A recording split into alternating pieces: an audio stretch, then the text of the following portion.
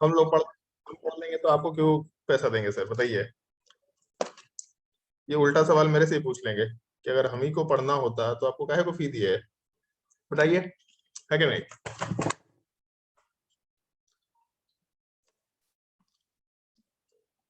जब कुछ पढ़ने बोलते हैं ना तो पढ़ा करो। तुम लोग को ये भी याद अगर नहीं रहता कि क्या पढ़ना है, तो फिर पढ़ा हुआ चीज कहाँ से याद रहेगा। उसमें तो बहुत सारा इन्फॉर्मेशन गैदर करना होता है।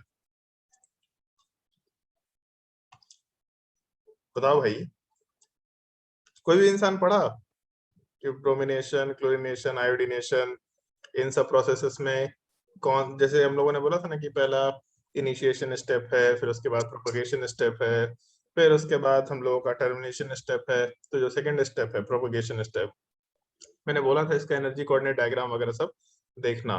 कोई भी बुक में दे रखा है, किसी भी बुक उठा करके देखो, हर एक बुक में दे रखा है। तो मैंने बोला था कि इसको पढ़ के देखना एक बार, बहुत सारी चीजें मालूम पड़ेंगी।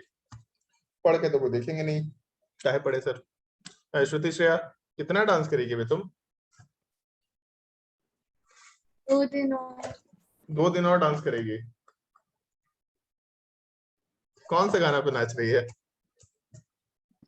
सर मिक्स्ड है, बहुत सारा है, मतलब एक अच्छा, नहीं हाँ है। समझ गए ना, बहुत सारा गाना एक कंटिन्यूएशन में चल रहा है तो उससे बीट्स चेंज हो रहे हैं, फ्लो चेंज हो रहा है डांस करने का, है ना। हाँ। सही है। अगर हम भी स्कूल में करते थे, डांस वांस करते थे, मल्टी टैलेंटेड आदमी है, तुम लोगों को पता नहीं है, बट क्या ही बताए। तो इसलिए मैंने पूछ लिया कि कौन से गाने पे डांस कर रहे हैं। मेरे होम टाउन में टाउन हॉल करके होता था। टाउन हॉल में मतलब काइंड ऑफ ऐसा है कि 26 जनवरी को ऐसे ही, मतलब डांस कंपटीशन, कुछ और कंपटीशन, सिंगिंग कंपटीशन, इस तरह का कुछ कुछ होता था। डिस्ट्रिक्ट के लोग अपना देखने आते थे, ऐसे ही वहां पे ये परफॉर्म कर चुके हैं। और हम लोग को थर्ड प्राइज भी मिला था डांस के लिए, पूरे ग्रुप को मिला था, मेरे को नहीं मिला था। सही है, नाचिए, फिर उसके बाद आपको जिंदगी नचाएगी। चलो क्लास शुरू करते हैं हम लोग। एक दो लोग सर आप अभी, क्या पूछे थे? हम क्या पूछे थे, तुमको अभी तक सवाल ही नहीं समझ में आया है। एक बार रिपीट कर दीजिए ना। जब हम लोग फ्री रेडिकल मैकेनिज्म कराते हैं हेलोजनेशन, तो हेलोजनेशन में 3 स्टेप बताते हैं, initiation step, chain propagation step and chain termination step. जो चेन प्रोपगेशन स्टेप है उसमें कौन सा रिएक्शन, ब्रोमिनेशन, क्लोरिनेशन, आयोडीनेशन, इन तीनों में कौन सा रिएक्शन एक्सोथर्मिक होता है, कौन सा रिएक्शन इंडोथर्मिक होता है। समझी आप सवाल के? क्लोरीन क्यों नहीं बोले? मेरा मन क्या नहीं बोले, मतलब हम तुमसे सवाल पूछ रहे हैं, तुम हम ही से सवाल पूछ लो कि आप ये क्यों नहीं बोले हैं, क्या चल रहा है ये।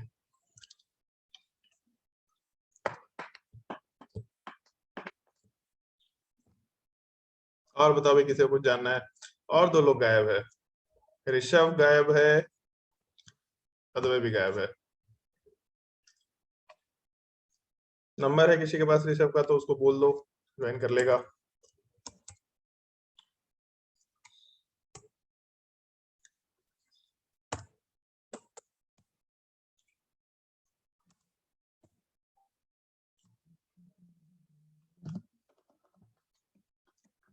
चलो ठीक है, आने दो बाकी लोगों को, फिर उसके बाद हम लोग क्लास का डिस्कशन शुरू करते हैं। अद्वैत तो आ ही गया।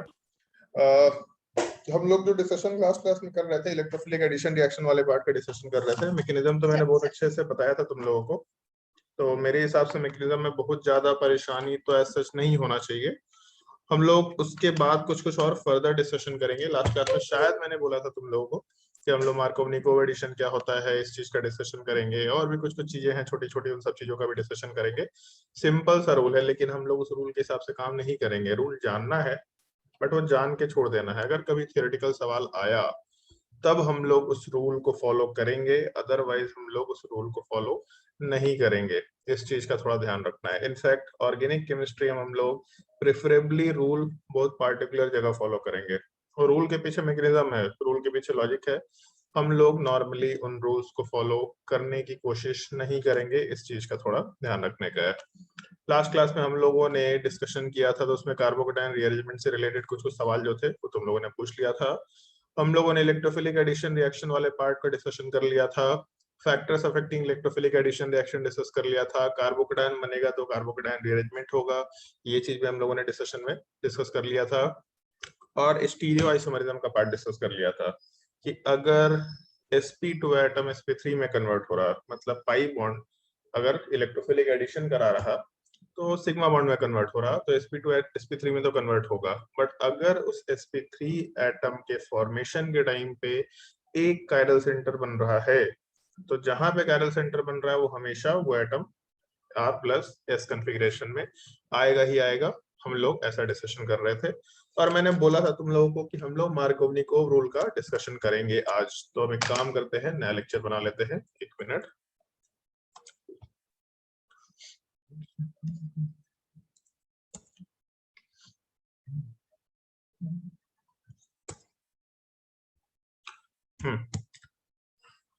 टॉपिक तो अपना वही है, इलेक्ट्रोफिलिक एडिशन रिएक्शन वाला पार्ट, बट इसमें हम लोग आज रूल के हिसाब से थोड़ी सी बात कर रहे हैं। ऑल द रूल वाले पार्ट को हम लोग क्या बोलते हैं उस चीज के ऊपर आएंगे अब।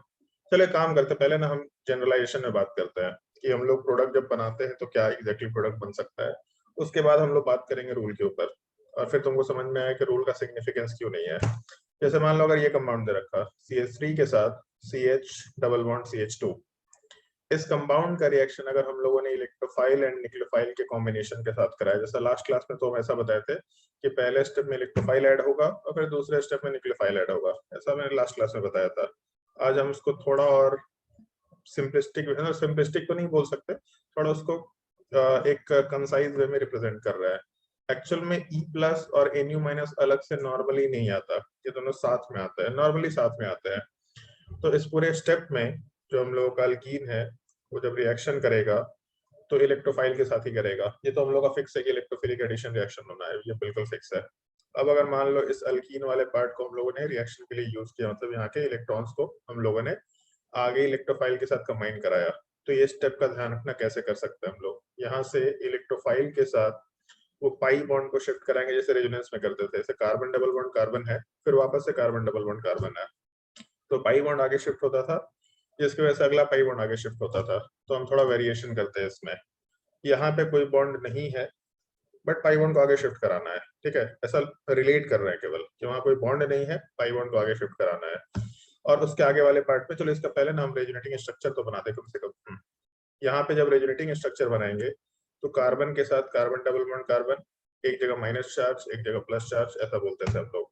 तो अपने स्ट्रक्चर में हम लोगों ने अगर एक जगह का बॉन्ड गायब कर दिया, यहाँ बॉन्ड अगर होता सिंगल बॉन्ड तो डबल बॉन्ड बनता, अगर यहाँ बॉन्ड नहीं है तो ऑब्वियस सी बात है जो हम लोग का डबल बॉन्ड बना था, एक के जगह पे 2 बॉन्ड आया था, तो फिर 0 के जगह पे 1 बॉन्ड आ जाएगा, ऐसा सोच सकते हैं। जहां डबल बॉन्ड था वो तो वैसे भी सिंगल में कन्वर्ट हो रहा और एक पॉजिटिव चार्ज भी आ रहा, ऐसा सोच के चल रहा है। बस अभी तक ये नहीं मालूम कि कार्बन 1 वाला पार्ट अटैच हो रहा है या कार्बन नंबर 2 वाला पार्ट अटैच हो रहा है। अगर कार्बन 2 अटैच होगा तो 1 के ऊपर पॉजिटिव चार्ज आएगा, अगर कार्बन 1 अटैच होगा तो 2 के ऊपर पॉजिटिव चार्ज आएगा, ऐसा हम लोगों ने लास्ट क्लास में डिस्कशन में कर लिया था। अब उसके बाद जो आगे का कार्बन डबल बॉन्ड कार्बन है, इसमें हम थोड़ा वेरिएशन करते हैं। यहाँ पे इसको इलेक्ट्रोफाइल बना देते हैं, डबल बॉन्ड नहीं होगा और दूसरा वाला पार्ट न्यूक्लियोफाइल होगा।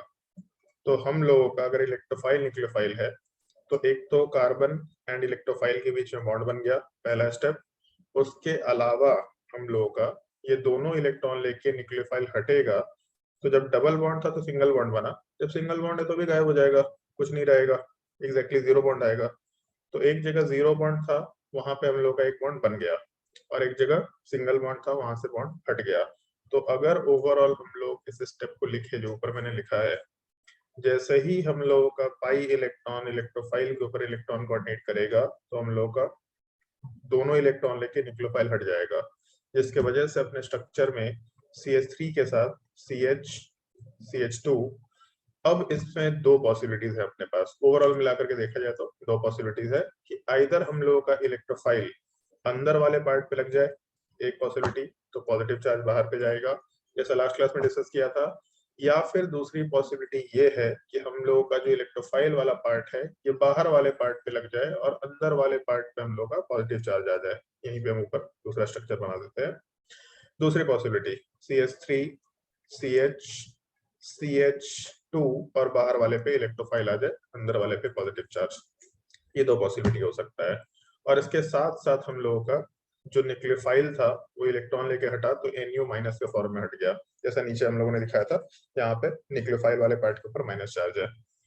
ये हम लोग का स्टेप हुआ सबसे पहला, जहाँ पे कार्बोकेटायन का फॉर्मेशन हुआ। फिर सेकंड स्टेप में हम लोग क्या करते थे, तो पॉजिटिव चार्ज ऑक्टेट इनकम्प्लीट है, न्यूक्लियोफाइल के पास एक्स्ट्रा इलेक्ट्रॉन भी है। इस केस में इलेक्ट्रॉन कोऑर्डिनेट करके ये बॉन्ड बना करके अपने आप को न्यूट्रलाइज करता है, या फिर बॉन्ड बना करके अपने आप को स्टेबलाइज करता है कार्बोकेटायन। तो इस केस में हम लोग के स्ट्रक्चर में CH3 के साथ इलेक्ट्रोफाइल का फॉर्मेशन हुआ, और यहाँ पे एक H भी है। बगल वाले CH2 के ऊपर हम लोग के न्यूक्लियोफाइल का एडिशन हुआ, एंड दूसरे साइड में CH3 के साथ CH, इसके ऊपर न्यूक्लियोफाइल का एडिशन, एंड बाहर वाले कार्बन के ऊपर इलेक्ट्रोफाइल का एडिशन। ये दो पॉसिबिलिटीज हो सकती है प्रोडक्ट की, जो लास्ट क्लास में हम लोगों ने डिस्कशन किया था उसके हिसाब से भी चले तो इलेक्ट्रोफाइल के एडिशन के लिए दो पॉसिबिलिटीज है, मतलब दो जगह कार्बोकेटायन बन सकता है, एंड दो जगह कार्बोकेटायन बना तो न्यूक्लियोफाइल के एडिशन के बाद भी दो प्रोडक्ट बन सकता है। ये नॉर्मली सोच सकते हैं कि दो प्रोडक्ट बनेगा, मिनिमम दो प्रोडक्ट बनेगा, मैक्सिमम और भी बन सकता है। कैसे बनेगा आएंगे हम लोग उस चीज पे, बट मिनिमम दो प्रोडक्ट बनेगा। अब पॉइंट ये है, ये तुमको जवाब देना है कि ये जो हम लोग का पहला वाला स्टेप हुआ, ये हम लोग का रेट डिटरमाइनिंग स्टेप है। तो इस केस में कार्बोकेटायन का बनना हम लोग रेट डिटरमाइनिंग स्टेप का पार्ट मान रहे हैं। तो ये पॉइंट बोल सकते हैं कि पहले स्टेप के बाद दो डिफरेंट कार्बोकेटायंस बन रहे हैं। और थर्मोडायनेमिक्स के हिसाब से अगर बात करें, अभी हम लोग बिल्कुल इनिशियल स्टेज पे थर्मोडायनेमिक्स के हिसाब से बात करना पहली बार शुरू किया रिएक्शन में, तो इसलिए आराम से एक्सप्लेन कर रहे हैं। आगे ये चीजें रिपीट होंगी तो वहां पे एक्सप्लेनेशन नहीं आएगा। अगर हम लोग थर्मोडायनेमिक्स के हिसाब से बात करें तो ज्यादा स्टेबल स्पीसीज ज्यादा बनना चाहेगा। दोनों अनस्टेबल है, बट स्टिल एक तो हम लोग स्टेबल से अनस्टेबल में जा रहे हैं, कंप्लीट ऑक्टेट से इनकम्प्लीट में जा रहे हो, तो बात ही अलग है। बट हम लोग दोनों जब अनस्टेबल में जा रहे हैं तो एटलीस्ट रिएक्शन फिर भी उधर जाना चाहेगा जहां पे उसको रिलेटिवली ज्यादा स्टेबिलिटी मिले। तो अगर हम लोग लोअर एनर्जी से हायर में जा रहे हैं, बट उसमें दो पॉसिबिलिटीज है, A और B, तो जो ज्यादा स्टेबल स्ट्रक्चर की पॉसिबिलिटी है वहां पे रिएक्शन ज्यादा जाना चाहेगा, ज्यादा तेजी से जाना चाहेगा। लास्ट क्लास में हम लोगों ने एनर्जी कोऑर्डिनेट डायग्राम के थ्रू इस चीज को डिस्कस किया था। ऐसा कुछ एनर्जी कोऑर्डिनेट डायग्राम आता है, तो रेट ऑफ रिएक्शन भी ज्यादा होता है ओवरऑल, बट वो अपने लिए रेलेवेंट नहीं है। हम लोग थर्मोडायनेमिक्स के हिसाब से ज्यादा अमाउंट में कौन प्रोडक्ट होगा, मेजर प्रोडक्ट कौन होगा, माइनर कौन होगा, इसका डिसीजन करता है। तो रेट ऑफ रिएक्शन ठीक है अपने लिए है काम का, यहाँ पे नहीं है अभी के लिए जो हम लोग का डिस्कशन अभी चल रहा, बट हम लोग हमेशा अमाउंट ऑफ प्रोडक्ट को स्टेबिलिटी से रिलेट करेंगे, एक केस को छोड़ के। वो केस क्या होगा जब टाइम आएगा तो बताएंगे। तो इस पूरे स्ट्रक्चर में तुमको ये बताना है, पहले स्ट्रक्चर में और दूसरे स्ट्रक्चर में, मतलब इन दोनों कार्बोकेटायन में ज्यादा कौन सा है, या फिर मेजर कौन सा बनेगा, या स्टेबल कौन सा है, तुमको बस ये बताना है। पहले वाले केस में और दूसरे वाले केस में जो हम लोगों का कार्बोकेटायन आया, इन दोनों में ज्यादा स्टेबल कार्बोकेटायन कौन सा है? दूसरा वाला। क्यों? तो दूसरा होगा क्यों ऐसा? हाइपर कंजुगेशन है, ठीक है। तो अगर हाइपर कंजुगेशन है, दूसरा वाला ज्यादा स्टेबल, इसका मतलब ज्यादा अमाउंट में बनेगा या मेजर कार्बोकेटायन बनेगा, मतलब मेजर इंटरमीडिएट बनेगा। दूसरा वाला पार्ट जो मतलब पहला स्ट्रक्चर वाला पार्ट है, that will be formed in minor amount, मतलब माइनर स्मॉल अमाउंट में बनेगा। तो अगर कार्बोकेटायन मेजर है, ज्यादा अमाउंट में बना है, उसी के साथ न्यूक्लियोफाइल का अटैचमेंट होना है, तो ऑब्वियस सी बात है जो कार्बोकेटायन ज्यादा अमाउंट में बनेगा उसके रिस्पेक्टिव जो हम लोगों का प्रोडक्ट आएगा वो भी आराम से मेजर निकल के आएगा। तो इस केस में हम लोगों का जो फाइनल दो पॉसिबिलिटी आया प्रोजेक्ट का, ये प्रोडक्ट का, उसमें हम लोग आराम से डिसाइड कर सकते हैं कि हम लोग का मेजर प्रोडक्ट कौन सा होगा, हम लोग का माइनर प्रोडक्ट वाला पार्ट एग्जैक्टली कौन सा निकल के आना चाहिए। सिंपल सा रूल है, कार्बोकेटायन का स्टेबिलिटी कंपेयर करना है। बहुत सारे लोग इसको रूल के हिसाब से, मार्कोव-निकोव रूल के हिसाब से याद रखते हैं, 1 डिग्री 2 डिग्री टाइप से याद रखते हैं। कुछ नहीं याद रखना, 1 डिग्री 2 डिग्री तो कोई भूल के भी याद मत रखना, वो केवल स्कूल के एग्जाम के लिए ठीक है, बोर्ड के एग्जाम तक के लिए वैलिड है, बट उसके ऊपर 1 डिग्री 2 डिग्री नहीं। उसके ऊपर हमेशा हम लोग करंट सिनेरियो में ये देखेंगे कि resonance, aromaticity, hyper conjugation, +m -m +m इस तरह का कुछ है कि नहीं है। अगर ये है तो हम लोग उसके हिसाब से बात करेंगे। अगर एकदम सिंपल कार्बन चेन है, अल्काइल चेन है, तो 1 डिग्री 2 डिग्री 3 डिग्री एक बार को बोल सकता है, अदरवाइज बिल्कुल नहीं बोलना है। ये हम लोग के मेजर प्रोडक्ट बनाने का तरीका होगा। जिन दोनों कार्बन के बीच में पाई बॉन्ड है, पहले ये चेक करेंगे कि कहाँ पे कार्बोकेटायन बन सकता है। अब इसमें एक और पॉइंट आएगा कार्बोकेटायन रीअरेंजमेंट का, वो क्या होगा वो हम लोग एग्जांपल के थ्रू देखेंगे, बट अभी के लिए सिंपलिस्टिक वे में जिन दोनों कार्बन के ऊपर पॉजिटिव चार्ज बन सकता है इलेक्ट्रोफाइल लगने के बाद, उस पॉजिटिव चार्ज की स्टेबिलिटी देखेंगे। जो ज्यादा स्टेबल कार्बोकेटायन होगा वहां से हम लोग न्यूक्लियोफाइल ऐड करके मेजर प्रोडक्ट बनाएंगे। ये हम लोग के मेजर प्रोडक्ट बनाने का तरीका होता है। अगर रीअरेंजमेंट की पॉसिबिलिटी नहीं है तो हम लोग को हमेशा दो ही प्रोडक्ट मिलेगा, फिक्स्ड है, हमेशा दो प्रोडक्ट मिलेगा। अगर रीअरेंजमेंट की पॉसिबिलिटी है तो अथाह प्रोडक्ट मिल सकता है, कोई लिमिट नहीं है, जब तक रीअरेंजमेंट होगा तब तक ही बात कर सकते हैं। एग्जांपल में हम लोग आराम से इस चीज को देखने की कोशिश करेंगे। स्टीरियोकेमिस्ट्री का पार्ट मैंने डिस्कस किया था, यहाँ पे अभी डिस्कशन नहीं कर रहे, एक दो एग्जांपल्स के थ्रू हम डिस्कस करना शुरू करेंगे, जहां पे हम मेंशन करेंगे find the total number of product including stereoisomer. तो जैसे इसके एग्जांपल में आने से पहले हम लोग एक छोटा सा सिंपल सा पार्ट यूज करना प्रेफर करेंगे, डिस्कस करना प्रेफर करेंगे। इस चीज को हम लोग मार्कोव-निकोव्स रूल बोलते हैं। ये क्लास 11th का रूल है, 12th में आपको याद रखने की जरूरत नहीं है। 11th की एग्जाम में पूछा ही जाएगा व्हाट इज मार्कोव-निकोव रूल, 12th में नहीं पूछा जाएगा, बट ये रूल थ्योरेटिकली याद रखना हो सकता है कि मार्कोव-निकोव रूल के अकॉर्डिंग क्या स्टेटमेंट है। तो इसमें हम एक पहले तो स्टेटमेंट लिखते हैं, the positive part of an addendum, बड़ा खतरनाक टाइप का डेफिनेशन है, the positive part of an addendum is added to the carbon with more number of hydrogen for the formation of the major product. Although ये statement ना तुम लोग एक बार NCERT में देख लेना, ये मेरा सजेशन होगा, क्योंकि इसको हम लोग चार तरीके से रिप्रेजेंट कर सकते हैं। पहले तो ये एडेंडम वर्ड तुम लोग के लिए एलियन वर्ड है, अभी डिस्कशन करेंगे। पॉजिटिव चार्ज का मतलब या पॉजिटिव पार्ट का क्या मतलब होगा। एडेंडम का मतलब रिएक्टेंट या रिएजेंट, ये ऊपर लिखा हम लोगों ने, इलेक्ट्रोफाइल एंड न्यूक्लियोफाइल का कॉम्बिनेशन। जैसे मान लो HCl है, तो HCl में H+ और Cl- है, मतलब इलेक्ट्रोफाइल है एंड न्यूक्लियोफाइल है। इस पूरे रिएजेंट को हम लोग वर्ड में एडेंडम बोल सकते हैं, वर्ड है, ध्यान रखना, addendum. The positive part of an addendum का मतलब इलेक्ट्रोफिलिक पार्ट, तो इलेक्ट्रोफिलिक पार्ट भी बोल सकते थे या ऐसा भी बोल सकते थे। चलो पहले इस डेफिनेशन को एक्सप्लेन करते हैं। The electrophilic part of a reagent will be added to that carbon which has more number of hydrogen attached to it, जो हम लोग ऊपर डिस्कशन में अगर पुट अप करें मेजर प्रोडक्ट के फॉर्मेशन के लिए। तो जो मेजर प्रोडक्ट आया अपना ये सेकंड वाला पार्ट, इस सेकंड वाले पार्ट में हम लोगों का इलेक्ट्रोफाइल जिस कार्बन पे अटैच हुआ है वहां पे ज्यादा नंबर ऑफ हाइड्रोजन है। यहाँ कार्बन डबल बॉन्ड कार्बन में जो बाहर वाला कार्बन है उसके ऊपर 2 हाइड्रोजन है, अंदर वाले के ऊपर एक ही हाइड्रोजन है। तो मेजर प्रोडक्ट बनाने के लिए इलेक्ट्रोफाइल उसी कार्बन पे ऐड होगा जहां पे ज्यादा नंबर ऑफ हाइड्रोजन एग्जिस्ट कर रहा है। इसका दूसरा काउंटर पॉइंट बोल सकते थे हम लोग, the negative part of an addendum is added to that carbon which has lesser number of hydrogen attached to it. ये भी एक डेफिनेशन है, जहां तक हमको ध्यान है ये एनसीईआरटी में दे रखा है। The negative part of an addendum मतलब nucleophilic part will be added, जो यहाँ सेकंड नंबर प्रोडक्ट में है। The nucleophilic part will be added to that carbon which has lesser number of hydrogen attached to it. तो nucleophile उस carbon से attach होगा जिसपे लोअर नंबर ऑफ हाइड्रोजन वाले पार्ट प्रेजेंट है for the formation of major product. Kind of same चीज है, अगर पॉजिटिव की जगह पे नेगेटिव डाला तो हायर नंबर ऑफ हाइड्रोजन वाले पार्ट की जगह पे लोअर नंबर ऑफ हाइड्रोजन वाले कार्बन को चेक करना है, ये डेफिनेशन पुट अप कर सकते हैं। कहीं कहीं पे नेगेटिव पॉजिटिव पार्ट के जगह पे इलेक्ट्रोफिलिक पार्ट दे देता है, न्यूक्लियोफिलिक पार्ट दे देता है, तो डेफिनेशन को चार लैंग्वेज में डाल सकते हैं। The electrophilic part of a reactant is added to this, the nucleophilic part of a reactant is added to this, the positive part of an addendum, the negative part of an addendum. ये word ध्यान रखना, addendum word थोड़ा unique है इसलिए याद रखने लायक होता है, अदरवाइज ठीक है, डेफिनेशन बहुत सिंपल सा है। बट स्टिल इस रूल को हम लोग यूज नहीं करेंगे, एटलीस्ट अभी यूज नहीं करेंगे, कर सकते हैं, कहाँ पे करेंगे हम डिस्कशन में पुटअप करेंगे। यहाँ तक के पार्ट में अगर किसी को कुछ पूछना है, किसी को कुछ जानना है तो आराम से पूछ सकते हैं।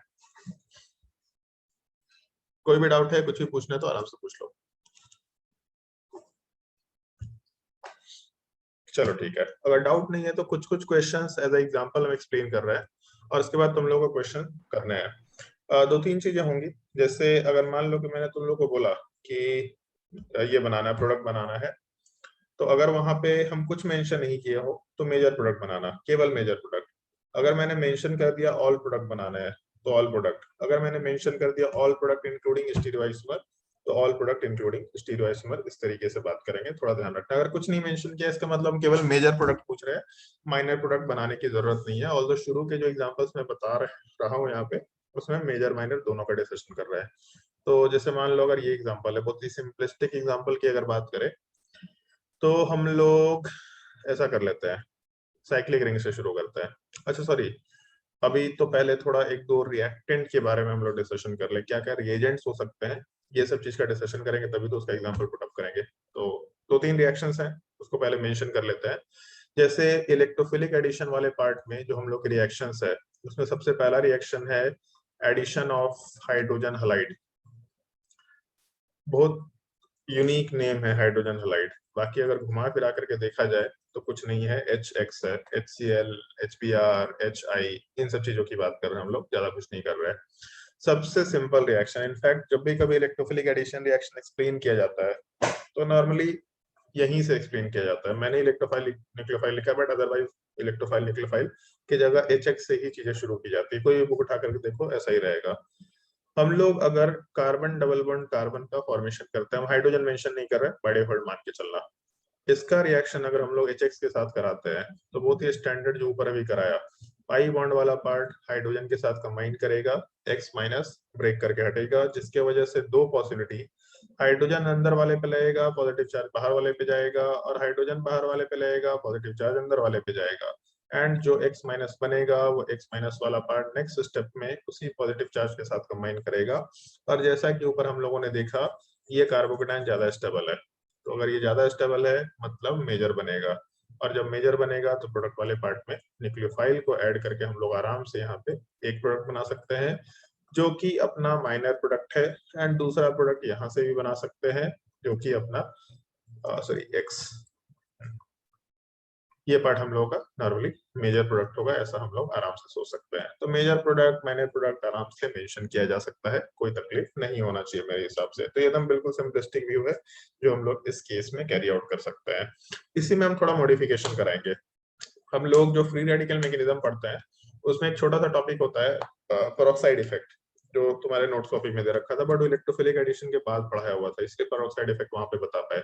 इन दोनों में जो टॉपिक भी पहले पढ़ाएंगे वहां पे पेरोक्साइड इफेक्ट नहीं बता सकते, जब दूसरा टॉपिक आता है तब पेरोक्साइड इफेक्ट आता है। अब जैसे मान लो इलेक्ट्रोफिलिक एडिशन बताया, बट क्योंकि फ्री रेडिकल मालूम नहीं है तो पेरोक्साइड इफेक्ट नहीं बता सकते।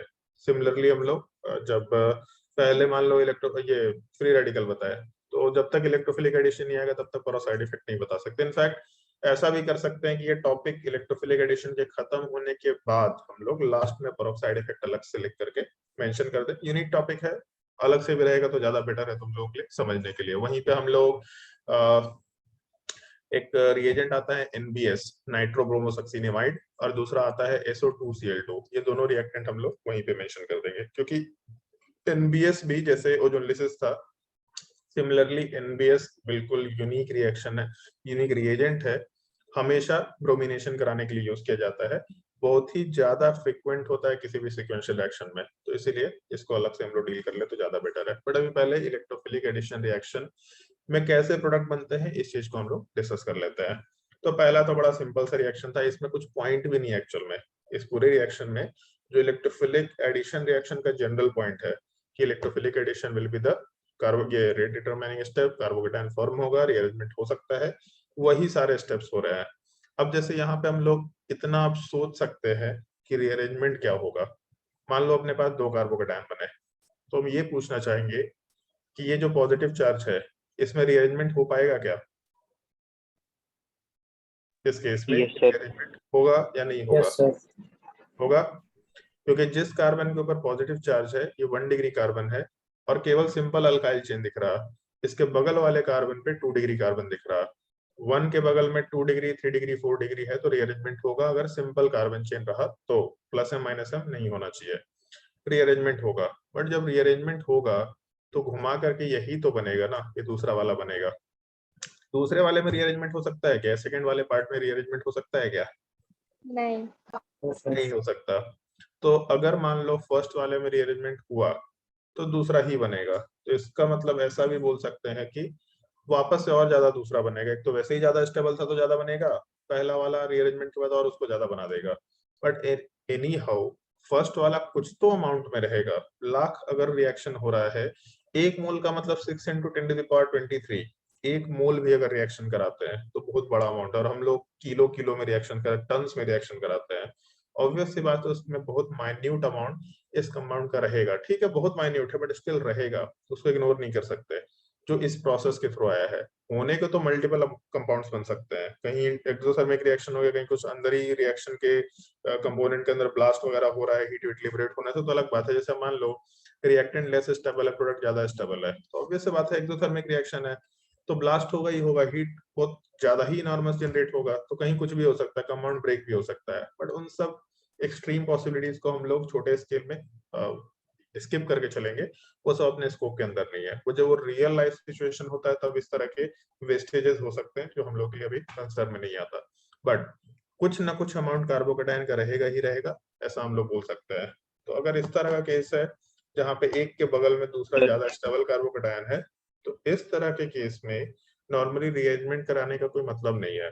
क्योंकि अगर दो कार्बन में से डिसाइड करना है कि कहाँ ज्यादा स्टेबल कार्बोकेटायन है, तो जस्ट वो बगल वाले कार्बन है, एक स्टेबल होगा एक लेस स्टेबल होगा, तो जो लेस स्टेबल है तुरंत अपने बगल वाले के ऊपर जाने की कोशिश करेगा। बट स्टिल अपना काम ही यही है कि हमेशा हम लोगों को डिसाइड करना है कि रीअरेंजमेंट में हम लोग क्या प्रोडक्ट नेक्स्ट बना सकते हैं, ये हमेशा डिसाइड करना है। मेजर कैसे डिसाइड होगा अभी डिस्कशन का पार्ट होगा, करेंगे हम लोग डिस्कशन, बट ये हमेशा डिसाइड करना है कि हम लोग रीअरेंजमेंट में क्या बना सकते हैं। हाँ एक और चीज होता है नॉर्मली, जैसे अगर हम लोग रीअरेंजमेंट कराते हैं तो उसमें ये पूछा जा सकता है कितने प्रोडक्ट्स बनेंगे। तो नॉर्मली पहले स्टेप में जो हम लोग का दो पॉसिबिलिटी है कार्बोकेटायन का, बस वो बनाओ। जो लेसर स्टेबल कार्बोकेटायन उसको इग्नोर करो, उसका रीअरेंजमेंट कंसिडर मत करो। जो मोर स्टेबल कार्बोकेटायन है केवल उस पार्ट का रीअरेंजमेंट कंसिडर करते हुए आगे का प्रोडक्ट बनाओ। अदरवाइज जो ऑलरेडी बहुत माइन्यूट अमाउंट में है उससे और कितना रीअरेंजमेंट करके क्या प्रोडक्ट बनाएंगे। अगर 10 लाख है तो 10 लाख में हो सकता है वो ऑलरेडी 5 या 6 या 10 या 12 या 15 होगा। अब उसमें रीअरेंजमेंट करा कर उसको 4 या 5 में कन्वर्ट कर रहे हैं, कोई सेंस नहीं बनता है। तो जो शुरुआत के स्टेज में कार्बोकेटायन बनाते हैं उसमें से मोस्टली हम लोग केवल जो मोस्ट स्टेबल कार्बोकेटायन है उसी का रीअरेंजमेंट करके ही काम करेंगे। ऐसा नॉर्मली केसेस हम लोग पुट अप करते हैं। होने को दोनों होना चाहिए बट बहुत ही मतलब इररिलेवेंट टाइप का फिर केस बन जाएगा, उसमें तो आप कुछ भी करते रहिए, कोई सेंस नहीं बनता उस चीज का। बेसिक चीज का थोड़ा ध्यान रखना। कोई कुछ बोल रहा था, किसी को कुछ पूछना है तो पूछ सकता है। सर यहाँ पे जो हम लोग न्यूक्लियोफाइल है जो भी या फिर हैलोजन है, तो उसको हम लोग कैसे ऐड करा रहे हैं, क्योंकि वो उस पे X- है तो मतलब उसका तो ऑक्टेट पूरा कंप्लीट है और यहाँ पे वो बॉन्ड बना ले रहा, तो वो आयोनिक फॉर्म में एग्जिस्ट कर सकता था ना, पॉजिटिव नेगेटिव चार्ज है तो मतलब बॉन्ड में क्यों कन्वर्ट हो रहा? आयनिक फॉर्म में एग्जिस्ट कर सकता था ऐसा बोल रहा है? अच्छा किसके साथ आयनिक फॉर्म में एग्जिस्ट कर सकता था? सर मतलब जैसे उधर भी पॉजिटिव चार्ज है ना कार्बन पे और इधर नेगेटिव चार्ज है। तो अच्छा कार्बन के साथ प्लस के साथ कंबाइन करके आयनिक फॉर्म में एग्जिस्ट कर लेता है ऐसा? Yes sir. कार्बन का ऑक्टेट पूरा है क्या? No sir. तो एटलीस्ट उसको तो स्टेबिलिटी चाहिए ना, एक से स्टेबल हो गया बट कार्बन तो स्टेबल नहीं है, तो आयनिक बॉन्ड कैसे बना पाएगा? समझा? Yes sir. ताली बजाने के लिए दो हाथ चाहिए, एक हाथ में ताली बजाएगा क्या? और कोई डाउट किसी को तो बताओ। चलो ठीक है, अगर इसमें डाउट नहीं है तो फिर हम लोग अपने दूसरे रिएक्शन की ओर बढ़ते हैं। दूसरा रिएजेंट है, सेम मैकेनिज्म है, मैकेनिज्म कहीं कोई डिफरेंस नहीं आने वाला, बस रिएजेंट थोड़ा चेंज होगा। इस बार हम लोग का रिएक्शन है एडिशन ऑफ वाटर। बट इसमें एक छोटा सा पॉइंट है, रिएजेंट वाला पार्ट जब हम लोग डिस्कस करते हैं तो उसमें H+ जरूरी होता है ऐड करना। इसमें ऐसा लिख देते हैं in the presence of H+ as a catalyst. क्यों ऐसा है आता है भी उस पॉइंट पे, बट इसमें ये पॉइंट मैटर करता है कि हम लोग को H+ चाहिए एज अ कैटलिस्ट, क्योंकि वाटर न्यूट्रल कंपाउंड है। इसका H+ इतना सफिशिएंटली एसिडिक नहीं है कि इलेक्ट्रोफाइल के जैसा सेपरेट हो जाए। सेल्फ आयनाइजेशन में हो रहा है क्योंकि ऑक्सीजन का लोन पेयर एग्जिस्ट कर रहा है, लोन पेयर ज्यादा डोमिनेटिंग पार्ट है as compared to carbon double bond carbon, क्योंकि दो ही इलेक्ट्रॉन है पाई बॉन्ड में और दो कार्बन के बीच में डिस्ट्रीब्यूटेड है, जबकि ऑक्सीजन के ऊपर लोन पेयर मतलब बहुत ही कंसंट्रेटेड इलेक्ट्रॉन डिस्ट्रीब्यूटेड है। तो ऑब्वियस सी बात है पाई बॉन्ड बहुत अच्छा न्यूक्लियोफाइल नहीं है हमेशा न्यूक्लियोफाइल, बट बहुत अच्छा नहीं है कि एक हाइड्रोजन को ऑक्सीजन से खींच ले, सेंस नहीं बनता इस चीज का। इसीलिए वाटर डायरेक्टली रिएक्शन नहीं करता, इस एक इंपॉर्टेंट पॉइंट का ध्यान रखना। ये इनफैक्ट एनसीईआरटी में भी नहीं दे रखा है, इसलिए ये पॉइंट याद रखना बहुत ही मस्ट है। अगर हम लोग किसी भी अल्कीन का रिएक्शन वाटर के साथ कराएंगे तो रिएक्शन नहीं होगा, ये पॉइंट ध्यान रखने का है, क्योंकि हाइड्रोजन वाला पार्ट जो H2O के अंदर एग्जिस्ट करता है ये सफिशिएंटली इलेक्ट्रोफिलिक नहीं है कि H+ के फॉर्म में अल्कीन के साथ कंबाइन कर ले। ये छोटा सा पॉइंट ध्यान रखना। तो इसीलिए हम लोग इस रिएक्शन को करने के लिए एक कैटलिस्ट यूज करते हैं। कैटलिस्ट वाला पार्ट H+ होता है जो इस रिएक्शन को फिजिबल बना देता है। कार्बन डबल बॉन्ड कार्बन वाला पार्ट जब वाटर के साथ कंबाइन करता है in the presence of H+ as a catalyst.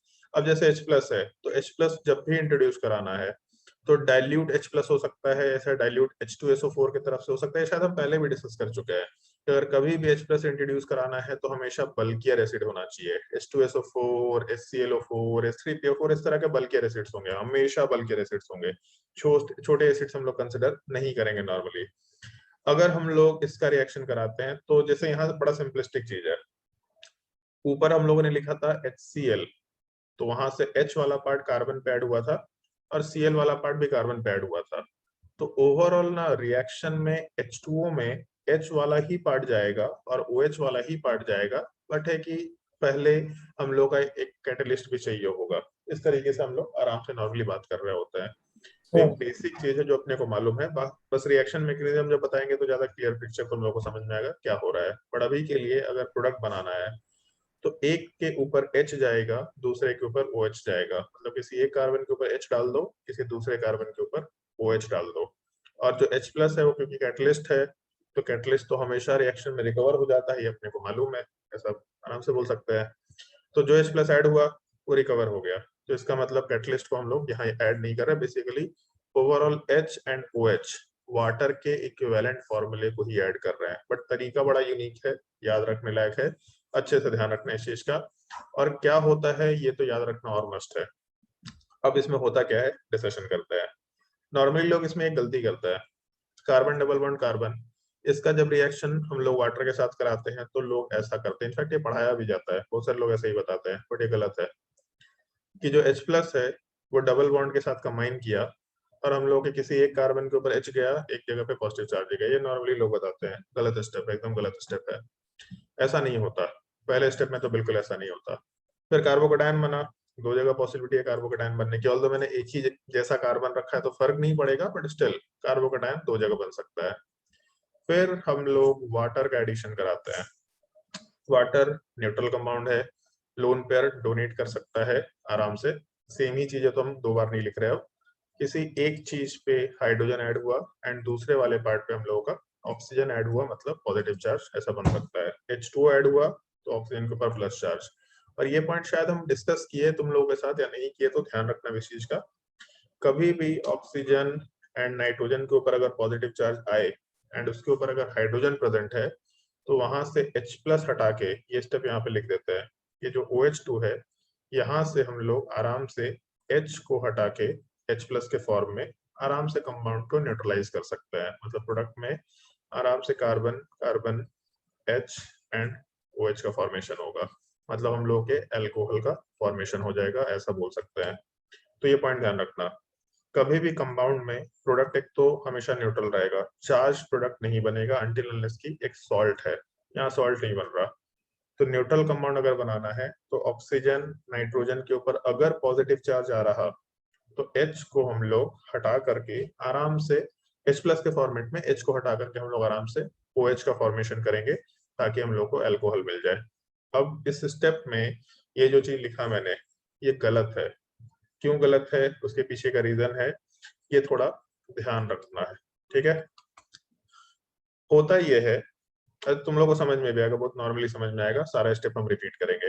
Carbon double bond carbon के साथ साथ मेरे पास वाटर है जो H+ के प्रेजेंस में रिएक्शन करेगा। तो ऑब्वियस सी बात है अल्कीन में और वाटर में जो वाटर है उसमें लोन पेयर कंसंट्रेटेड है, दो लोन पेयर है, तो H प्लस के साथ स्ट्रॉन्गर बेस रिएक्शन करना चाहेगा। Water is a stronger base. अगर वाटर स्ट्रॉन्गर बेस है तो water will coordinate it's electron towards that H plus, ऐसा आराम से बोल सकते हैं, instead of carbon double bond carbon. जो पाई बॉन्ड है वो उतना अच्छा इलेक्ट्रॉन डोनर नहीं है एज कम्पेयर टू वाटर, इसलिए पहले स्टेप में वाटर कंबाइन करेगा instead of carbon double bond carbon, and हम लोग के प्रोडक्ट वाले पार्ट में H3O प्लस का फॉर्मेशन होगा। तो H3O प्लस को हम ऐसा लिख देते हैं, इस टाइप से मेंशन कर देता है। और इसके बाद जैसा अभी रिएक्शन लेके था हम लोग कि H के साथ Cl है, तो अल्कीन H के साथ कंबाइन करके Cl को हटाया, तो सिमिलरली हम लोग ऐसा लिख सकते हैं कि पाई बॉन्ड H के साथ कंबाइन करेगा, क्योंकि जैसे ही ऑक्सीजन के ऊपर पॉजिटिव चार्ज आ गया तो यहाँ का H सफिशिएंटली एसिडिक हो जाता है, काफी स्ट्रॉन्गर एसिडिक पार्ट में कन्वर्ट होता है। अब ये स्ट्रॉन्ग इलेक्ट्रोफाइल के जैसा, एक ठीक ठीक इलेक्ट्रोफाइल के जैसा बिहेव करेगा। मतलब उस H3O प्लस के अंदर से जो H प्लस है वो अब उस अल्कीन के साथ कंबाइन करके आराम से हट सकता है। किसी का पॉइंट ये हो सकता है कि सर बात तो वही हुआ ना, क्योंकि जैसे इसके जस्ट आगे का स्टेप अगर हम लिखे कि ये चीज अगर हुआ तो हम लोगों के कार्बन के ऊपर H एडिशन होगा, एक जगह पॉजिटिव चार्ज आएगा, और जब H3O प्लस में से OH2 हटेगा इलेक्ट्रॉन लेके, तो एक माइनस चार्ज बनना चाहिए बट एक पॉजिटिव चार्ज पहले से, मतलब ओवरऑल H2O बनेगा। तो ये तो वही हुआ जो यहाँ पे हुआ था।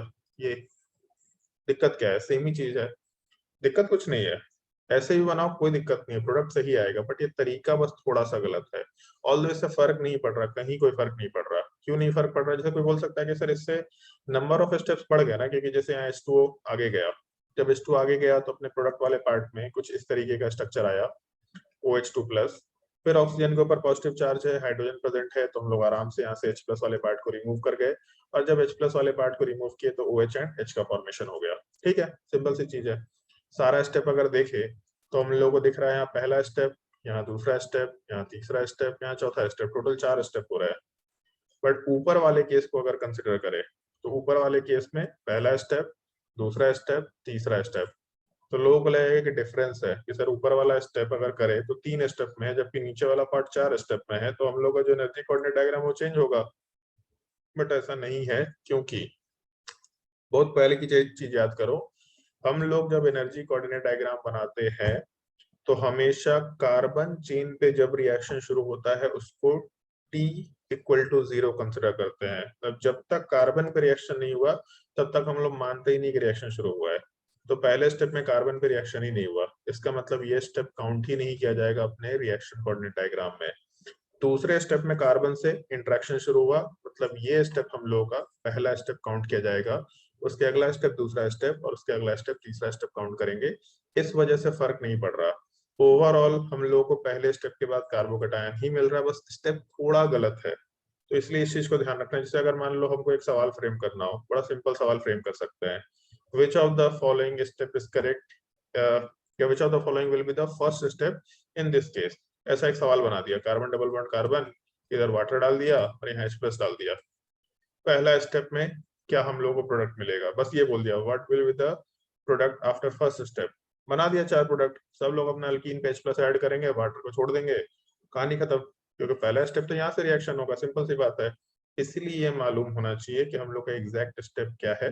बट ठीक है, प्रोडक्ट अगर बनाना है तो प्रोडक्ट बनाते हुए कुछ भी बनाओ, फर्क नहीं पड़ रहा। पहले H+ वाटर पे ऐड करो, पहले H+ अल्कीन पे ऐड करो, डजंट मैटर। ठीक है, तो इस चीज का ध्यान रखना। पहले हम लोगों का अल्कीन वाला पार्ट आराम से H+ के साथ कंबाइन करेगा, फिर उसके बाद हम लोगों का H2 ऐड होगा, फिर वहां से H+ हटेगा एंड OH ऐड होगा, प्रोडक्ट में अल्कोहल बनेगा। तो बस डिफरेंस ये है कि हम लोग के प्रोडक्ट के फॉर्मेशन के टाइम पे H+ उस H2O से हट रहा है। ओवरऑल अगर देखा जाए तो H एंड OH ब्रेक नहीं हो रहा, H एंड OH हमेशा वैसे ही इंटैक्ट था।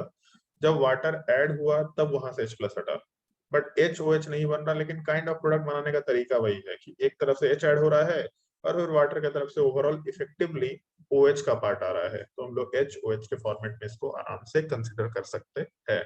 इस रिएक्शन में अगर कोई डाउट है तो आराम से पूछ लो, या फर्स्ट वाले रिएक्शन में भी अगर कोई डाउट है तो आराम से पूछ सकते हैं। सर हम लोग हाँ। H+ को एज एन कैटलिस्ट यूज कर रहे हैं ना, तो वो तो सिर्फ रेट ऑफ रिएक्शन को डिटरमाइन करेगा, तो उससे रिएक्शन फिजिबल कैसे हो जा रहा है? वो केवल रेट ऑफ रिएक्शन को डिटरमाइन करेगा, तो उससे रिएक्शन इसीलिए फिजिबल हो पा रहा है क्योंकि पहले हम लोग का H+ वो सफिशिएंटली इलेक्ट्रोफिलिक नहीं था। जैसे ही H+ उस वाटर पे ऐड हुआ तो सफिशिएंटली इलेक्ट्रोफिलिक बिहेवियर आ गया, जिसकी वजह से रिएक्शन पॉसिबल हो पाया। पॉसिबल हो पाने का मतलब क्या है? ऑब्वियस सी बात है, जो रिएक्शन वाले पार्ट का जो रेट है वो थोड़ा ये के वैल्यू को घटने की वजह से बढ़ गया है। अदरवाइज फिर वाटर के पास इतना एनर्जी नहीं आ पाएगा कि H+ को डोनेट कर पाए। मतलब ये का वैल्यू बहुत हायर है, ब्रेक तो करता ही है वाटर जो है H+ और H- में ब्रेक करता है, बट सफिशिएंट एनर्जी चाहिए, बहुत हाई एनर्जी चाहिए ताकि वो सफिशिएंट अमाउंट में ब्रेक करे। 10⁻⁻⁷ बहुत से इनसिग्निफिकेंट अमाउंट है। और कोई डाउट तो बताइए। सर जो सेकंड स्टेप है वहाँ पे मतलब रिएक्शन कैसे हो रहा? जैसे सेकंड हम स्टेप लोग वहां से सर मतलब जैसे मुझे बस ये जानना है कि मतलब यहाँ पे रिएक्शन हो किस रहा है? जैसे वो जो है ना सी पे पॉजिटिव चार्ज और हाइड्रोजन और इधर वाटर है, तो सर मतलब वहाँ पे मतलब हो क्या रहा, वो नहीं समझ में आ रहा। हमको तुम्हारा सवाल ही नहीं समझ में आया। सेकंड स्टेप मतलब इस स्टेप की बात कर रहा है क्या? यस सर, हाँ, जो इस स्टेप में सेकंड क्या बोल मार्क रहा है है? अपन। हाँ सर वाटर उसके साथ मतलब रिएक्ट करने का टेंडेंसी मतलब क्यों रख रहा? अच्छा, व्हाट? कार्बन का ऑक्टेट इनकम्प्लीट है, अभी जस्ट बताए थे। कार्बन का ऑक्टेट इनकम्प्लीट है, और ये अभी जस्ट 1-2 दिन पहले ही शायद डिस्कशन में आया था। ऑक्टेट कंप्लीट है, ऑक्सीजन है बट ऑक्टेट कंप्लीट है। अगर आपको याद हो तो ये चीज कहीं मेंशन किया गया था, एक जस्ट 1-2 लेक्चर पहले आया था, और जिंदगी में बहुत बार आ चुका है रेजोनेटिंग स्ट्रक्चर में। आया कि नहीं आया है? सर वो तो सेम स्ट्रक्चर के लिए था ना, यहाँ पे तो हम लोग एक कंपाउंड से लेके वो बना रहे हैं ना। तो कंपाउंड में भी अगर मान लो एक तरफ ऑक्टेट इनकम्प्लीट है कंपाउंड में और दूसरे तरफ ऑक्टेट कंप्लीट है ओवरऑल स्ट्रक्चर में, तो ऑब्वियस सी बात है जिस कंपाउंड में ऑक्टेट कंप्लीट हो ज्यादा स्टेबल स्ट्रक्चर होगा। अगर रेजोनेटिंग स्ट्रक्चर में ऐसा कंसिडरेशन है तो नॉर्मल लाइफ में भी यही रहेगा। यस रेजोनेटिंग सर, स्ट्रक्चर समझ को आ गया। कंपेयर करते हैं, मतलब ये बोलते हैं ना कि रेजोनेटिंग स्ट्रक्चर को रियल स्ट्रक्चर मान के उसको कंपैरिजन करते हैं हम लोग। है वो इमेजिनरी बट उसको मोमेंटरली रियल स्ट्रक्चर मान के रिलेटिव कंपैरिजन करते हैं हम लोग, फिर उन सबका कंट्रीब्यूशन लेते हैं हम लोग। तो तरीका तो वही रहेगा। और दूसरा, चलो मान लेते हैं कि कार्बोकैटायन में कार्बन के ऊपर पॉजिटिव चार्ज है, इधर ऑक्सीजन के ऊपर पॉजिटिव चार्ज, ऑक्सीजन ज्यादा इलेक्ट्रोनेगेटिव है, पॉजिटिव चार्ज लेस स्टेबल होगा, तो ये स्टेप नहीं होना चाहिए। फिर तो सारा का सारा जो जिंदगी में, मान लो अभी हम लोग एनर्जी कोऑर्डिनेट डायग्राम बनाए थे, तो रिएक्टेंट से प्रोडक्ट जाते वक्त हम लोग का ऐसा रिएक्शन कुछ आया है, तो यही स्टेप नहीं हो पाना चाहिए कभी भी। ये तो होता है, नेचर में इतना एनर्जी एग्जिस्ट कर रहा है कि ये होता है, उसके बाद हम लोग को फिर से ओवरऑल एनर्जी बाहर मिल जा रहा है, तो कोई दिक्कत नहीं है, इतना तो पॉसिबल है। थोड़ा बहुत एनर्जी है क्या यस सर, अब समझ आ बहुत गया। लो टेम्परेचर है तो बात अलग है, बट थोड़ा बहुत एनर्जी क्या पॉसिबल है। और कोई डाउट किसी को तो बताइए।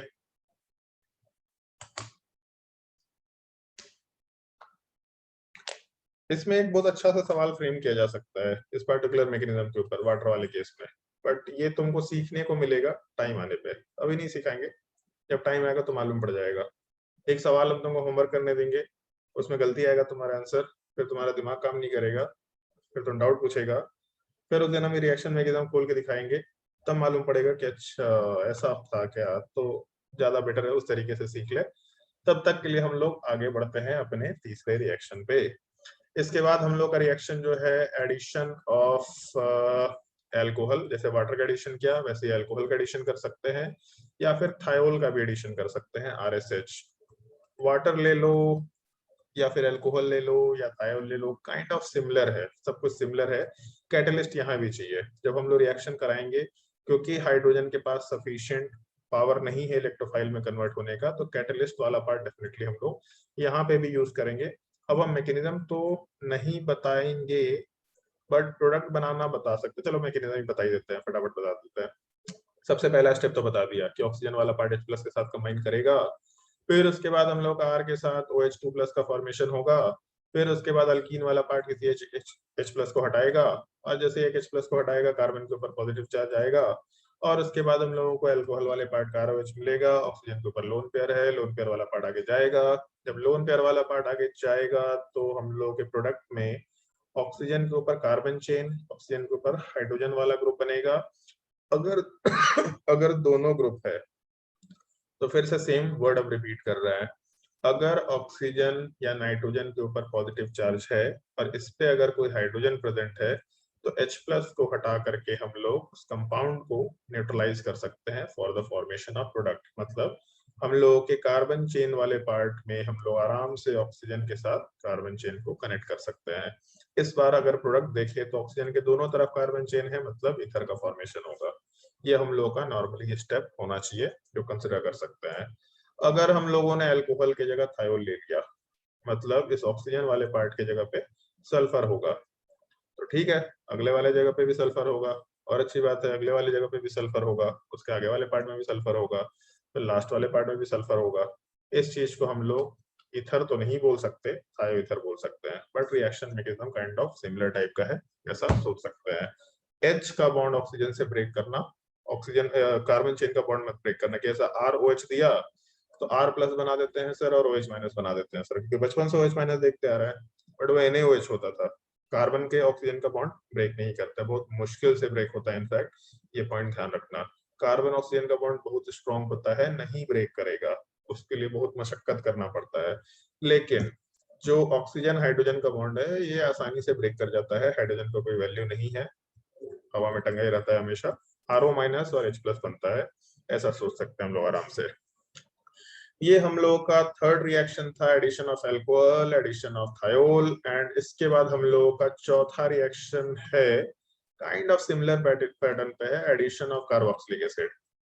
इस बार भी नॉर्मली H+ रहता ही है, क्योंकि कार्बोक्सिलिक एसिड में भी बहुत ज्यादा H+ जनरेट नहीं होता है, उसके बिना भी काम चल जाएगा, क्योंकि carboxylic acid at least sufficiently acidic hydrogen रखता है, बट स्टिल अमाउंट कम होता है, तो इसलिए हम लोग बाहर से H+ डाल करके थोड़ा जिंदगी आसान करके रखते हैं। प्रोडक्ट बनाते वक्त हम इस बार प्रोडक्ट बना रहे हैं, मैकेनिज्म नहीं लिख रहे हैं, सोच के देखना कि मैकेनिज्म होगा कैसे, या फिर मैकेनिज्म ट्राई करके देखना कि चलो इसका मैकेनिज्म लिखते हैं, क्या मैकेनिज्म होगा, सोच के देखना। दो पॉसिबल तरीका आएगा लास्ट स्टेप में, पहला स्टेप ठीक रहेगा बट लास्ट स्टेप में दो पॉसिबल तरीका आएगा, दोनों ट्राई करके देखना, पता चलेगा दोनों स्टेप से सेम ही चीज आ रहा है, बट स्टिल दोनों तरीका ट्राई करके देखना, मजा आएगा।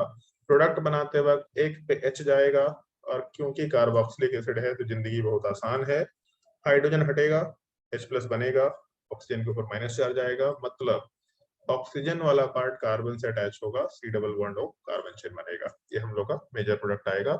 मतलब ester will be formed as a major product. कैसे बना सकते हैं ये आपको सोचना है, बट स्टिल आराम से प्रोडक्ट बना सकते हैं।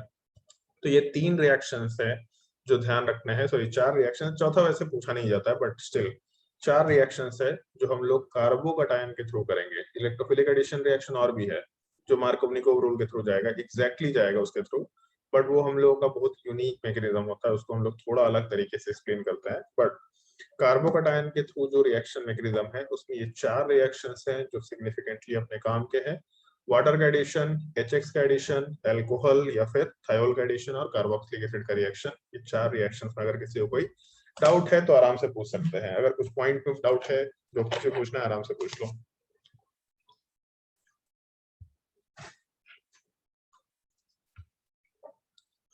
अगर डाउट नहीं है तो फिर हम लोग आगे बढ़ते हैं अब एग्जाम्पल पे। ढंग से सारे सवाल देखते चलना, अगर कहीं कोई परेशानी, कहीं कोई दुविधा आएगा तो पूछते चल जाना। हम एक काम करते हैं, सबसे पहला सवाल थोड़ा बड़ा ही देते हैं। मान लो ये सवाल है, इस कंपाउंड का रिएक्शन हम लोगों ने कराया HBr के साथ, तो क्या होगा। तो HBr के बारे में सोच लें, मैकेनिज्म लिखने की जरूरत नहीं है, बार बार मैकेनिज्म लिखने की जरूरत नहीं है, मालूम पड़ गया कि H+ और Br- बनेगा, HBr से इतना जज कर सकते हैं। तो हम लोग ये काम करेंगे एटलीस्ट कि बना के देखेंगे कि हम लोग के H के एडिशन के बाद क्या क्या कार्बोकैटायंस बन सकते हैं। तो अपने पास दो पॉसिबिलिटी है, ये दो कार्बोकैटायंस बन सकते हैं, पहला चीज। अब क्या है, तो कार्बोकैटायन तो बन गया, दोनों में मेजर कौन सा होगा, तो ये सेकंड वाला पार्ट मेजर निकल के आने वाला है, लिख देते हैं अभी। फिर उसके बाद Br- का एडिशन होगा, जब Br- का एडिशन हुआ तो आराम से यहाँ पे Br- ऐड होगा, और अपने प्रोडक्ट वाले पार्ट में बाहर वाले पे Br का एडिशन, अंदर H का एडिशन, या फिर अंदर वाले पे Br का एडिशन, बाहर H का एडिशन, और बाहर वाला पार्ट हम लोग का माइनर प्रोडक्ट है, अंदर वाले पे Br मेजर प्रोडक्ट है। फिर भी ये मैकेनिज्म ही होगा, 3 स्टेप था, सॉरी 2 स्टेप था, 2 स्टेप तो लिख ही दिए। इतना मशक्कत भी नहीं करना है अनटिल अनलेस कि मालूम पड़ जाए कि कार्बोकैटायन रीअरेंजमेंट का केस है। अगर मेरे सामने ये सवाल आएगा तो हम एग्जैक्टली इसको कैसे सॉल्व करेंगे, ये देखो, कार्बन डबल बॉन्ड कार्बन, जो रिएक्टेंट दिया उसमें रिएक्टेंट में ही पॉजिटिव चार्ज बना के देखो कि हम लोग के दोनों में से कौन से कार्बन के ऊपर पॉजिटिव चार्ज ज्यादा स्टेबल है।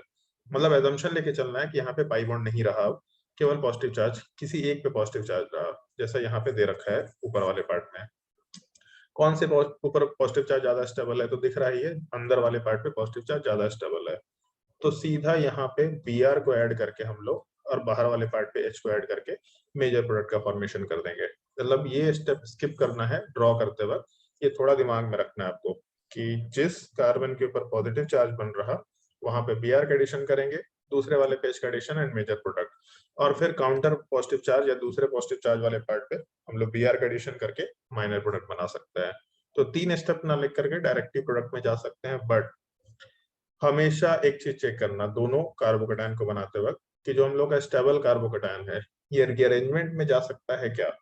अगर ये रीअरेंजमेंट में जा सकता है तो मेजर प्रोडक्ट बनाने का स्टेटमेंट ध्यान रखना, जो मोस्ट स्टेबल कार्बोकेटायन पहले आया उसके तरफ से जो रीअरेंजमेंट के बाद सबसे फाइनल कार्बोकेटायन आएगा that will give the major product. हमेशा फिर से स्टेटमेंट रिपीट कर रहे हैं, पहले स्टेप के मोर स्टेबल कार्बोकेटायन के रीअरेंजमेंट के बाद जो सबसे लास्ट मोस्ट स्टेबल कार्बोकेटायन आएगा that will be the major product. ये स्टेटमेंट ध्यान रखना हमेशा रहेगा तुम लोगों को, ये पॉइंट थोड़ा ध्यान रखना। बाकी रीअरेंजमेंट का 1-2 केसेस अभी हम लोग करेंगे। पहले एग्जांपल में अगर कोई डाउट है किसी को तो आराम से पूछ सकते हैं।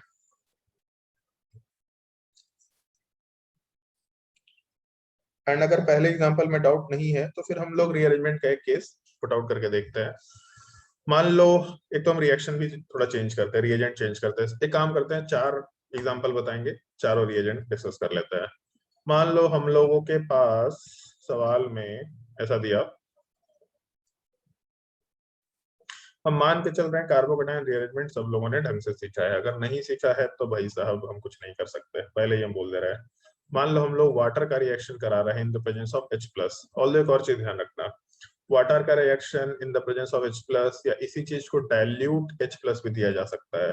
डाइल्यूट का मतलब वाटर, H+ मतलब H+, तो वाटर के साथ H+, या कहीं कहीं पे H2SO4 भी दे रखा होता है डाइल्यूट फॉर्मेट में, ये भी चलता है, कोई दिक्कत नहीं है। डाइल्यूट H2SO4 दे रखा हो या H2O के साथ H+ दे रखा हो, सेम ही चीजें हैं, क्योंकि H2O तो डाइल्यूट की तरफ से आ गया और H2SO4 वाले पार्ट की तरफ से हम लोगों को H+ मिल गया। तो ये तीनों reactions as a reagent mention किए जा सकते हैं। ये तुम्हारा परसेप्शन है कि तुम इसको जज कर पा रहे हो कि नहीं, ऑल्दो टाइम के साथ मालूम पड़ जाएगा। इतने बार ये सब क्वेश्चंस आएंगे डाइल्यूट H2SO4 या फिर D2O, इस तरह का इतने बार रिएक्शंस आएगा कि तुम लोगों को याद हो जाएगा कि अच्छा यही सब होता है। अगर हमको यहाँ प्रोडक्ट बनाना है और इस बार हम केवल मेजर की बात कर रहे हैं, माइनर की बात ही नहीं कर रहे हैं, एक और रिएक्शन करेंगे जिसमें, चलो एक काम करते हैं ऑल प्रोडक्ट्स की बात कर लेते हैं, ज्यादा बेटर होगा। ऑल प्रोडक्ट्स ये ज्यादा बेटर है। अगर इसमें ऑल प्रोडक्ट्स बनाना है तो पहला स्टेप कार्बोकेटायन बना के देखो, इन दोनों में ज्यादा स्टेबल कार्बोकेटायन कौन सा है, 1 और 2 में ज्यादा स्टेबल पॉजिटिव चार्ज कौन सा निकल के आएगा, ये तुमको बताना है। 1 और 2 में ज्यादा स्टेबल कार्बोकेटायन कौन सा निकल के आएगा? सेकंड वाला। सेकंड वाला, क्योंकि सेकंड वाले में 3 हाइपर कंजुगेशन इधर से 7वां भी हाइपर कंजुगेशन आएगा। जब पहला वाला पार्ट बनेगा तो 2 हाइपर कंजुगेशन और इधर से 5वां हाइपर कंजुगेशन आएगा, तो 2 ज्यादा स्टेबल है।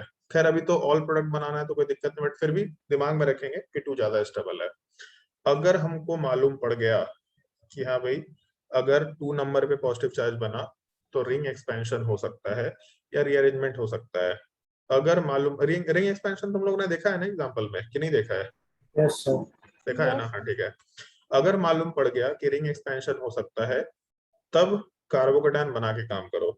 अगर तुमको दिख रहा है कि रीअरेंजमेंट नहीं है तब तो सीधा प्रोडक्ट बना लो, दिक्कत नहीं है। बट अगर मालूम पड़ रहा है कि कार्बोकेटायन रीअरेंजमेंट का सिनेरियो है तो बिना कार्बोकेटायन बनाए काम नहीं करना है, कुछ भी हो जाए कार्बोकेटायन बनाना ही बनाना है। तो जैसे मान लो अगर यहाँ कार्बोकेटायन बनाते हैं तो अपने पास 2 पॉसिबिलिटी है, एक ये कार्बोकेटायन बन सकता है और दूसरा एक ये कार्बोकेटायन बन सकता है। शुरुआत का ये पॉसिबिलिटी कंसिडर कर लेते हैं, एक काम करते हैं इसको नीचे बना देते हैं, ज्यादा बेटर होगा। ये दूसरा कार्बोकेटायन आराम से बन सकता है। पहले वाले का रीअरेंजमेंट होगा कि नहीं होगा?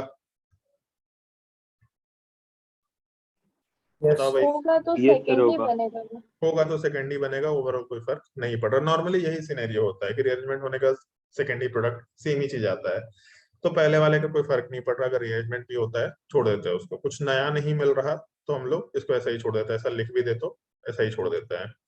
दूसरे वाले केस में रिंग एक्सपेंशन होगा। कैसे होता है, तो ये पार्ट को इधर शिफ्ट करते हैं, पॉजिटिव चार्ज को बगल वाले पे, तो यहाँ से रीअरेंजमेंट वाले पार्ट में प्रोडक्ट बनाते वक्त ऑलमोस्ट ऐसा कुछ सिनेरियो होता है। यहाँ पॉजिटिव चार्ज आ गया, इसको थोड़ा अगर हम लोग रीअरेंज कर दे तो 5 मेंबर रिंग में जब रिंग एक्सपेंशन होगा तो 6 मेंबर रिंग बनेगा। जहां पे 2 मिथाइल ग्रुप है उसके जस्ट बगल में पॉजिटिव चार्ज है। फिर फर्दर रीअरेंजमेंट की पॉसिबिलिटी दिख रहा है, एक और रीअरेंजमेंट हो सकता है। तो हम एक काम करते हैं, इसको रीअरेंज करके हम नीचे के साइड दिखाते चले जाते हैं, ज्यादा बेटर है। हम लोगों के स्टेप वाले पार्ट में ऐसा कुछ स्टेप आएगा, यहाँ पॉजिटिव चार्ज, इसको हम लोगों ने रीअरेंज किया तो 6 मेंबर रिंग, और 6 मेंबर रिंग में जहां पे 2 मिथाइल ग्रुप से उसके जस्ट बगल में पॉजिटिव चार्ज। पॉजिटिव चार्ज के बगल में मतलब 2 डिग्री के बगल में 4 डिग्री कार्बन है, मतलब फर्दर रीअरेंजमेंट होगा तो आराम से फिर से हम मिथाइल शिफ्ट कर सकते हैं। अगर मिथाइल शिफ्ट करेंगे हम लोग तो कंपाउंड वाले पार्ट में हम लोगों को ऐसा कुछ दिखाई देगा, कहीं पे भी पॉजिटिव चार्ज डाल लो। फर्दर रीअरेंजमेंट हो सकता है कुछ, तो बताओ इस केस में No, sir. रीअरेंजमेंट की पॉसिबिलिटी नो सर। नहीं होना चाहिए, क्योंकि 3 डिग्री के बगल में सेम 3 डिग्री है, ऊपर 1 डिग्री बगल में 2 डिग्री, तो रीअरेंजमेंट नहीं होने वाला। तो इसका मतलब ये हम लोग का फाइनल कार्बोकैटायन है। अब जितने कार्बोकैटायंस बन सकते हैं वो सारे के सारे प्रोडक्ट्स देंगे। हम लोग क्या लिए थे यहाँ पे, H2O।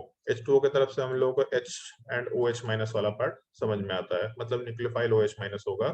पहले वाले में जब H2 ऐड करके H प्लस हटाएंगे तो ऐसा लिख देते हैं, प्लस H2 मतलब H2 ऐड किया, माइनस H प्लस मतलब H प्लस हटाया, तो अपने प्रोडक्ट वाले पार्ट में हम लोग आराम से यहाँ OH बना सकते हैं। एक ये प्रोडक्ट निकल के आया पहला। दूसरा सिनेरियो जहां पे पॉजिटिव चार्ज है, यहाँ पे भी सेम चीज, H प्लस ऐड कर सकते हैं, मतलब H2 ऐड कर सकते हैं, H प्लस हटा सकते हैं, तो अपने प्रोडक्ट वाले पार्ट में आराम से यहाँ OH बन जाएगा। Second case. थर्ड पॉसिबिलिटी हम लोग आराम से 6 मेंबर रिंग की बात कर सकते हैं, यहाँ पे OH का फॉर्मेशन कर सकते हैं, थर्ड सिनेरियो। और फोर्थ वाले केस में जहां पॉजिटिव चार्ज है वहां H2 ऐड किया, H प्लस हटाया, OH का फॉर्मेशन। ये 4 पॉसिबल प्रोडक्ट्स हो सकते हैं, हम लोग ऐसा बोल सकते हैं। अगर बोलेगा मेजर, तो मोर स्टेबल कार्बोकैटायन से इन दोनों में, पहला तो माइनर है दूसरा मेजर है, but more stable carbocation rearrangement होने के बाद फाइनली इस लास्ट वाले पार्ट में आया, वहीं से हम लोग को हमेशा मेजर प्रोडक्ट मिलेगा, ऐसा ध्यान रखना। माइनर नॉर्मली नहीं पूछेगा, उसके पीछे एक लॉजिक है कि रीअरेंजमेंट के बाद कितना अमाउंट ऑफ प्रोडक्ट बच जा रहा है ये हम लोग जज नहीं कर सकते। ये सेकंड वाला पार्ट कितना रहा और इसका कंपैरिजन पहले वाले से कितना होगा ये हम लोग जज नहीं कर सकते। ऑल्दो होता नॉर्मली यही है कि जो सबसे शुरुआत में माइनर था वही माइनर होता है, नॉर्मली यही होता है, बट स्टिल हम लोग जज नहीं कर सकते, तो इसलिए माइनर नहीं पूछा जाता इस केस में, नॉर्मली नहीं पूछेगा। अगर रीअरेंजमेंट है तो केवल मेजर प्रोडक्ट पूछा जाएगा, पहला चीज। दूसरा, find the total number of product as stereoisomers in the major product, ये दूसरा सवाल होगा। या फिर टोटल नंबर ऑफ प्रोडक्ट ऐसा पूछा जा सकता है। तो जब टोटल नंबर ऑफ प्रोडक्ट पूछेगा तो सारे कार्बोकैटायंस बनाने आने चाहिए, इसलिए कार्बोकैटायन रीअरेंजमेंट मस्ट है, क्योंकि ये सवाल यही नहीं आएगा जिन जिन मैकेनिज्म में कार्बोकैटायन है, हर जगह पे कार्बोकैटायन रीअरेंजमेंट आएगा, हर जगह पे total number of product as a सवाल पूछा जाएगा। Find the total number of product possible in this reaction. अगर कार्बोकैटायन है, रीअरेंजमेंट है, तो सारे कार्बोकैटायन बनाने आने चाहिए। इसीलिए कार्बोकैटायन को प्रैक्टिस करना है, अपने को प्रॉपरली प्रैक्टिस करना है कि कार्बोकैटायन रीअरेंजमेंट एग्जैक्टली होता कैसे है। उसमें थ्योरी थोड़ा सा है, बगल वाला कार्बन ज्यादा स्टेबल है रीअरेंजमेंट होगा, तो थ्योरी बड़ा इतना सिंपल सा है, कुछ रूल्स है 3-4 लाइन के, उसके बाद केवल प्रैक्टिस है। सारे सिनेरियो हम लोग के एग्जांपल्स में डिस्कशन में आते हैं, सारे पार्ट को प्रैक्टिस में पुट अप कर सकते हैं। क्वेश्चन नंबर 2 में अगर कोई डाउट है किसी को तो आराम से पूछ सकता है। Sir carbocation rearrangement equally stable में क्यों नहीं होता है? इक्वली स्टेबल में इसलिए नहीं होगा क्योंकि क्यों मेहनत करेगा कोई भी ग्रुप इधर उधर जाने का, क्योंकि बॉन्ड ब्रेक भी तो करना है ना। तो अगर बराबर स्टेबिलिटी मिल रहा है तो काहे मेहनत करे, सिंपल सी बात है। सर लेकिन अगर बगल वाला ज्यादा स्टेबल हुआ तो वहां पे जाएंगे तो नहीं, बहुत ज्यादा स्टेबल। ये नहीं होता। अब जैसे एग्जैक्ट लॉजिक तो नहीं दे सकते इसमें, बट वही है कि जस्ट बगल वाले को देखता है, कार्बन जो ग्रुप है इमीडिएट बगल वाले को देख रहा है, उसका ए को नहीं देख रहा। बगल वाले में मिल रहा है तो ठीक है। जैसे होता है ना कुछ लोगों का, मान लो कुछ लोग सोचते हैं कि 6 साल बाद 10 साल बाद हम लोग का जिंदगी चल रहा है, काहे तुम लोग मेहनत कर रहा है, काहे इतना मेहनत से एमबीबीएस का तैयारी कर रहा है, फिर आईआईटी में जाने का तैयारी कर रहा है, वही ना कि आने वाला 10 साल या 15 साल के बाद कल बड़ा स्टेबल रहे। कुछ लोग का यार ये चिल मारो यार, कहाँ कहीं नहीं जाना, अभी चिल मारो, अभी का देखो बाद में क्या ही है, जिंदा रहेंगे नहीं रहेंगे नहीं मालूम। तो एग्जैक्टली ये सिनेरियो है, बगल वाले को देखता है कारों का टाइम, सब बहुत आगे वाले को नहीं देखता है। और कोई डाउट तो बताओ।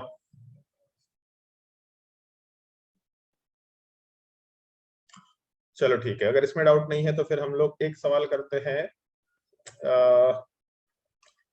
स्टीरियो आइसोमरिज्म वाले पार्ट का। ठीक है, मान लो जैसे ये सवाल दे रखा, इसमें हम लोगों ने रिएक्शन कराया है, अगर मान लो ROD एंड D प्लस का, H की जगह ड्यूटेरियम डाल दिया, सिंपल सी बात है, ज्यादा कोई भारी चीज नहीं है।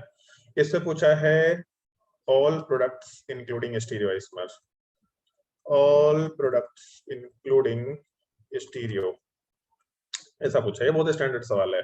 अब यही पॉइंट एग्जैक्टली जिसकी वजह से हमको नहीं समझ में आता कि एनसीईआरटी में ये सीक्वेंस क्यों दिया है। इलेक्ट्रोफिलिक एडिशन को 11th क्लास में डाल दिया है।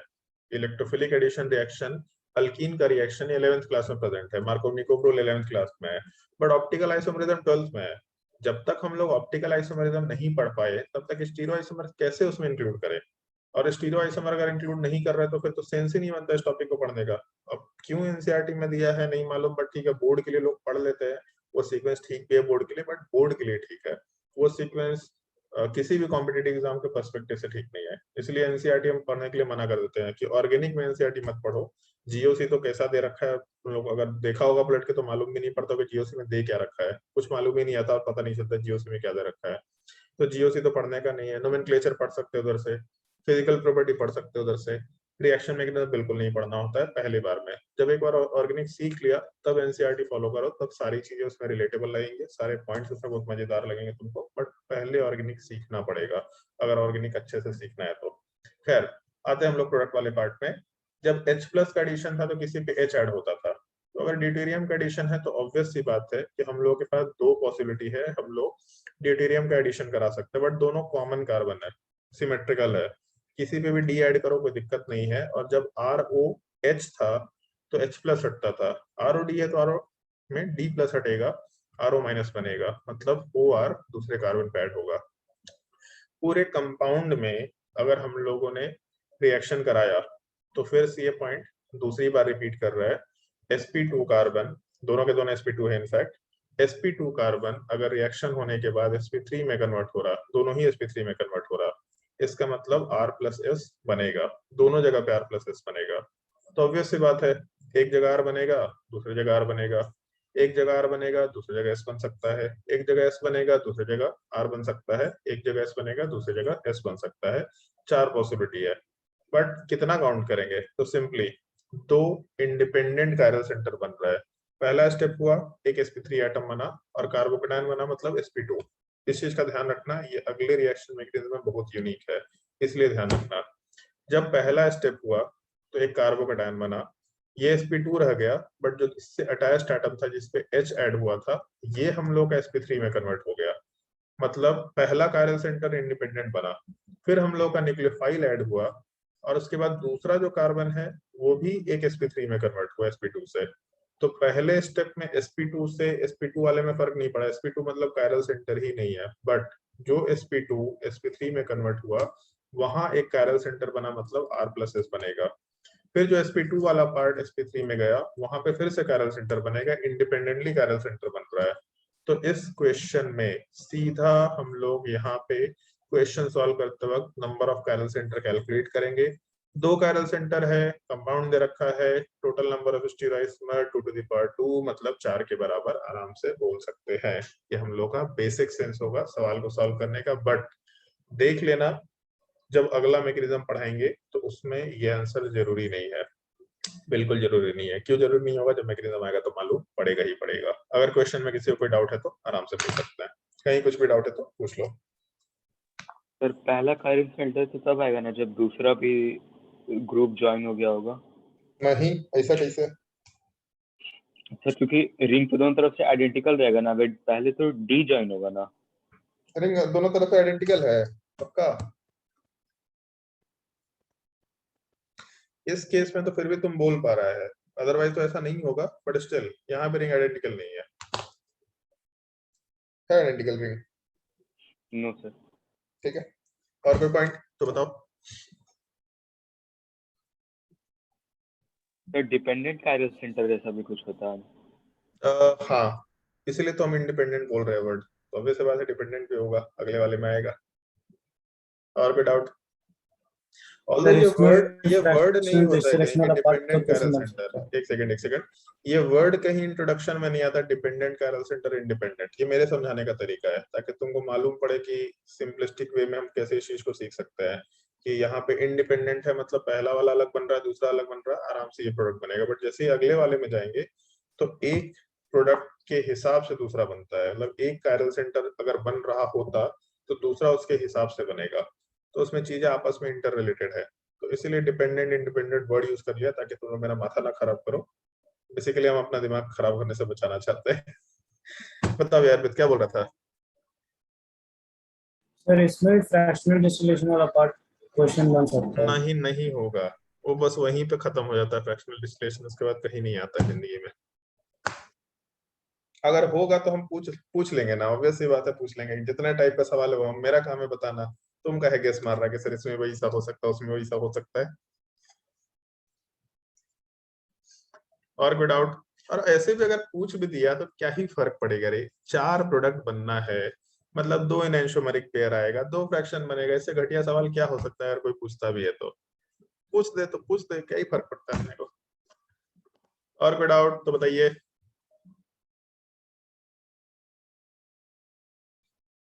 श्रुति श्रेया भी जिंदा है 10 बजे के बाद तक, आज तो कमाल हो गया। आज तो लगता है 12 बजे तक पढ़ा देंगे हम। बोलेंगे नहीं सर बस बत्ती फ्यूज हो रहा है। तो ये 3 टाइप से सवाल हो सकता है। जैसे इसमें तो लास्ट में मॉल प्रोडक्ट बोल दिए, बट पहला सवाल ऐसा होता है मेजर माइनर बताओ, पहला। दूसरा, total number of stereo isomer in the major product only. Stereo isomer पूछेगा बट केवल मेजर प्रोडक्ट में पूछेगा, क्योंकि सारे प्रोडक्ट में अगर स्टीरियो आइसोमर बताने लग गए ना तो फिर तो पहले तो 4-5 प्रोडक्ट, फिर हर एक में स्टीरियो आइसोमर काउंट करो, पागलपंती है। ऐसा नहीं होता है नॉर्मली, पूछा जा सकता, मना नहीं कर रहा, बट ऐसा नॉर्मली नहीं होता। Major product, total number of stereo isomers in the major product, total number of product rearrangement वाले पार्ट में। और दूसरा, जब रीअरेंजमेंट नॉर्मली नहीं होता है तभी नॉर्मली ऑल प्रोडक्ट इंक्लूडिंग स्टेरॉइसोमर पूछता है। पूछ सकता है रीअरेंजमेंट वाले में भी पूछ सकता है, अगर सिंपलिस्टिक रीअरेंजमेंट है तो पूछ सकता है, बट स्टिल बहुत कॉम्प्लिकेटेड सवाल होता है। इसलिए नॉर्मली केवल उस तरह के केसेस में जनरली सवाल मेजर प्रोडक्ट का पूछेगा जब रीअरेंजमेंट का केस नहीं है। तो ये 4 केसेस को 3 में मैंने कन्वर्ट कर रखा है। ये 3 पॉसिबिलिटीज है जो हम लोग इस पार्टिकुलर टॉपिक में कंसिडर करते हैं। अगर किसी को कोई दुविधा है, किसी को कोई परेशानी है तो आराम से सवाल पूछ सकते हैं। अगर परेशानी नहीं है तो होमवर्क आपको मालूम है, ऑल्दो आज बुकलेट से भी होमवर्क मिलेगा भर भर के, क्योंकि कल तो क्लास है नहीं, परसों क्लास है। टाइम टेबल में कल का क्लास नहीं दिया हुआ है ना? टाइम टेबल में मेरा क्लास शायद मेंशन कर दिया गया है। 3 क्लास आपके नॉर्मल बैच का है, मतलब 12 जेई 12 नीट वालों लोग का है अल्टरनेट में, और आप लोग का 4 क्लास है वीक में। संडे को एक क्लास अलग से लगाएंगे हम। तो मन किया तो सुबह लगा देंगे, मन किया तो शाम में लगा देंगे। अगर खाली रहे तो हम लगा देंगे, नहीं खाली रहे तो रात को 9 बजे आराम से रहेगा क्लास। तो हम लोग का होमवर्क में जो कल ब्रेक है तुम लोगों का, मतलब मेरे तरफ से ब्रेक है टेक्निकली, तो हम सजेशन देंगे कि पहले तो नोट्स कॉपी करो। एनी हाउ नोट्स कॉपी में जितने क्वेश्चंस है उसको एज अ प्रैक्टिस करना है तुम लोगों को। उसको वर्कशीट समझ लो, ऑल्दो वर्कशीट के जैसा मैंने बना नहीं रखा है, बट सारे नोट्स कॉपी के क्वेश्चन जो इलेक्ट्रोफिलिक एडिशन के अंदर दे रखे हैं, हम एक बार नोट्स कॉपी ओपन कर लेते हैं, ज्यादा बेटर होगा। कहाँ पे दिया है? क्या है? बुकलेट दे देंगे, बुकलेट से भी होमवर्क दे देंगे, कोई दिक्कत नहीं है। पहले नोट्स कॉपी से कर लेते हैं, फिर बुकलेट से कर लेंगे हम लोग होमवर्क। ऐसा भी कर सकते हैं कि जैसे मान लो अभी नोट्स कॉपी से दिया, फिर जब हमको दिखा कि आज कोई होमवर्क नहीं है, जैसे मान लो कल कोई होमवर्क नहीं था जब रिएक्शन मैकेनिज्म बताए थे, तो उस तरह के केस में फिर हम बुकलेट से होमवर्क दे देंगे, क्योंकि बुकलेट में रेट ऑफ रिएक्शन से एसोसिएट सवाल होगा। तो जैसे आज हम लोगों ने रिएक्शंस पढ़ा है, तो आज हम लोगों के पास ऑलरेडी बहुत सारे क्वेश्चंस होंगे प्रैक्टिस करने को लेकर के, ये सब क्वेश्चंस प्रैक्टिस करना है, तो आज हम इससे होमवर्क दे देते हैं। किसी दिन मान लो नया रिएक्शन मैकेनिज्म पढ़ाएंगे तो उस दिन बुकलेट से होमवर्क दे देंगे, ताकि तुम लोग ऐसा आज कुछ क्वेश्चन प्रैक्टिस हो गया, 2 दिन के बाद फिर कुछ क्वेश्चन प्रैक्टिस हो गया, तो उससे ज्यादा बेटर होगा, उससे ज्यादा अच्छे तरीके से चीजें याद रहेंगी। क्वेश्चन प्रैक्टिस करना होगा, इनिशियल स्टेज में थोड़ा क्वेश्चन प्रैक्टिस करो ताकि तुम लोग यूज टू हो जाओ प्रोडक्ट बनाने को लेकर के। एक ये पार्ट बताना रह गया, पिनेकोल पिनेकोलिन रीअरेंजमेंट, ये बता देंगे हम, कोई दिक्कत नहीं है, सिंपलिस्टिक चीज है, बट इसको ना अल्कोहल के रिएक्शन तक रोक भी सकते हैं। जिस दिन हम तुम लोग को अल्कोहल का रिएक्शन बता दिए, आधा काम तो वैसे ही खत्म हो जाएगा और आधा काम कार्बोकेटाइन रीअरेंजमेंट में खत्म हो रखा, मतलब बेसिकली 100% खत्म हो जाएगा। बस हमको 2-4 लाइन बोल देना है तुम लोगों के सामने, 2-4 लाइन में मेरा टॉपिक खत्म हो जाएगा। क्योंकि पिनेकोल पिनेकोलिन रीअरेंजमेंट में एक पार्ट जो सबसे पहला स्टेप है वो अल्कोहल के रिएक्शन में कवर होता है और दूसरा पार्ट कार्बोकेटाइन रीअरेंजमेंट का पार्ट होता है। तो नॉर्मली पिनेकोल पिनेकोलिन रीअरेंजमेंट अल्कोहल के ही चैप्टर्स में दिया हुआ रहता है। अगर कोई भी अच्छा बुक उठाओ क्वेश्चंस के लिए, जैसे MS चौहान है, तो पिनेकोल पिनेकोलिन रीअरेंजमेंट अल्कोहल चैप्टर के ही सवाल में डाला हुआ रहता है। पर ठीक है, हम लोग के मन पे हम लोग जब मन करेगा तब आराम से पढ़ सकते हैं। हाँ भाई, ये इलेक्ट्रोफिलिक एडिशन रिएक्शन का जो शुरुआत का रिएक्शन मैकेनिज्म है, पेज नंबर 81 में इसमें कुछ कुछ चीजें दे रखी हैं, कुछ कुछ रूल्स दे रखे हैं मार्कोव-निकोव रूल, और यहाँ पे find the product in the following reaction, ऐसा कुछ दे रखा है। Major product, minor product, rearrangement product, वो सारी चीजें जैसा ऐसा है, आराम से प्रैक्टिस करके देखना। सारे के सारे क्वेश्चंस प्रैक्टिस करने हैं, यहाँ से लेकर के, ये सब तो अभी HBr HCl ऐसे ही चल रहा है, यहाँ से लेकर के रिएक्शन ऑफ H2O, इसका एनर्जी कोऑर्डिनेट डायग्राम दे रखा है, कुछ कुछ पॉइंट्स दे रखे हैं, एडिशन ऑफ अल्कोहल दे रखा है, एडिशन ऑफ थायोल दे रखा है, एडिशन ऑफ थायोल के बाद एडिशन ऑफ कार्बोक्सिलिक एसिड दे रखा है। उसके बाद हम लोग के कुछ कुछ और भी क्वेश्चंस दे रखे हैं, 2 3 4 5 6 7 8। हाँ, ये अच्छा सवाल है, क्वेश्चन नंबर 8 स्टार मार्क किया हुआ है। आंसर ट्राई करना पहली बार में नहीं देखने का, पहली बार में केवल क्वेश्चन देखना, उस आंसर को छुपा के रखना और क्वेश्चन को सॉल्व करना, तब जाके आंसर पे आना। और ये टॉपिक हम लोग पेज नंबर 81 से लेकर के 90 तक 10 पेज के क्वेश्चंस जितने भी है वो सारे क्वेश्चंस ट्राई कर सकते हैं, ताकि एक बेसिक प्रैक्टिस हो जाए। ये जो रिएक्शन आएगा एडिशन ऑफ X2, इसी टाइप के और सिमिलर रिएक्शंस होंगे। ये हम लोग के इलेक्ट्रोफिलिक एडिशन रिएक्शन का सेकंड पार्ट होता है। वो सेकंड पार्ट कंप्लीट होने के बाद फिर हम लोग के अल्काइंस के रिएक्शंस होते हैं, जहाँ पे काइंड ऑफ सिमिलर टाइप के रिएक्शंस होते हैं, और 2 और रिएक्शंस होता है जो हम लोग डिस्कस कर सकते हैं। मन किया तो कर सकते हैं, नहीं किया तो बाद में भी कर सकते हैं। Oxymercuration, demercuration and hydroboration oxidation. Although ये ऑक्सीडेशन रिडक्शन का भी पार्ट है, बट मन किया तो यहाँ डिस्कस कर लेंगे, हम प्रेफरेबली डिस्कशन कर लेंगे ताकि तुम लोगों को थोड़ा उस टॉपिक के क्वेश्चन हम आराम से इंक्लूड कर पाए। तो पेज नंबर 81 से लेके पेज नंबर 91 तक के बीच में जितने भी क्वेश्चंस है वो सारे क्वेश्चंस ट्राई करेंगे, जैसा सवाल में पूछा है उसके हिसाब से क्वेश्चंस ट्राई करेंगे, आंसर मैच करा के देखेंगे, जहां कहीं डाउट आएगा नेक्स्ट क्लास से पूछेंगे। उतना सफिशिएंट क्वेश्चन है, 15-20 क्वेश्चन होगा मेरे हिसाब से, मैक्सिमम शायद 20 क्वेश्चन होगा टोटल। 20 क्वेश्चन सफिशिएंट है प्रैक्टिस करने के लिए। फिर उसके बाद अगर कल हम तुम लोगों को रिएक्शन बताएंगे, ये भी रिएक्शन छोटा सा ही है, मोस्ट वाली बुकलेट से, इसके बाद भी होमवर्क नहीं मिलेगा, बट इसके बाद अगर होमवर्क नहीं मिलता है तो उसके नेक्स्ट डे बुकलेट से डेफिनेटली होमवर्क मिलेगा। अगर नेक्स्ट डे मतलब अगले क्लास में होमवर्क नहीं मिलता है तो उसके नेक्स्ट डे, क्योंकि हम लोग नया रिएक्शन मैकेनिज्म शुरू करेंगे, तो फिर बुकलेट से होमवर्क मिलेगा ही मिलेगा, क्योंकि उसके बाद होमवर्क देने को कुछ बचेगा नहीं, तुम्हारे नोट्स में ज्यादा कुछ नहीं बचेगा। ऑक्सीमर्क्यूरेशन, डीमर्क्यूरेशन और हाइड्रोबोरेशन ऑक्सीडेशन के मैकेनिज्म को बताते बताते हम लोग का 1 घंटा निकल जाएगा या सवा घंटा निकल जाएगा। तो हम लोग के रिएक्शन में फिर हम लोग परसों आराम से होमवर्क की बात कर सकते हैं, मतलब सॉरी, परसों तो हम लोग पढ़ाएंगे, उस दिन हम लोग कुछ कुछ होमवर्क नहीं दे सकेंगे, देखते हैं मतलब कैसा होता है, देखते हैं, उस दिन हम लोग डिस्कशन कर लेंगे। बुकलेट का होमवर्क उसी दिन देंगे और उसके बाद हम लोगों का ये पार्ट शुरू होगा, न्यूक्लियोफिलिक सब्स्टिट्यूशन रिएक्शन। ये क्लास 12 का कुछ कुछ टॉपिक शुरू होता है यहाँ से, SN1, SN2, E1, E2, NGP reaction, SNA reaction, इस तरह के पार्ट फिर हम लोग के शुरू हो जाते हैं। इन सब पार्ट का बेसिक एक बार कवर हो गया, SN1, SN2, E1, E2, फिर उसके बाद चीजें रिपीटिशन में चलेगी। 60% रिपीटिशन, 40% नया, आगे आगे जाएंगे तो 70% रिपीटिशन, 30% नया, बाद में सब रिपीटिशन, नेम रिएक्शन में कुछ भी नहीं बचेगा। तो ये हम लोग का नेक्स्ट क्लास में आराम से कवर हो जाएगा। अगर किसी को कुछ डाउट पूछना है तो आराम से पूछ सकते हैं, जिसको भी जो कुछ भी पूछना है आराम से पूछ लो। सर मतलब please- 11th का पोर्शन, क्या सर 11th का पोर्शन खत्म होने में कितना क्लास लगेगा, मतलब 3 क्लास और? ऑर्गेनिक केमिस्ट्री में ऐसा मत समझना कि 11th का पोर्शन है या 12th का पोर्शन है, क्योंकि 11th के पोर्शन में एक टॉपिक है बेंजीन का रिएक्शन, वो बेंजीन का रिएक्शन बड़ा आगे आएगा।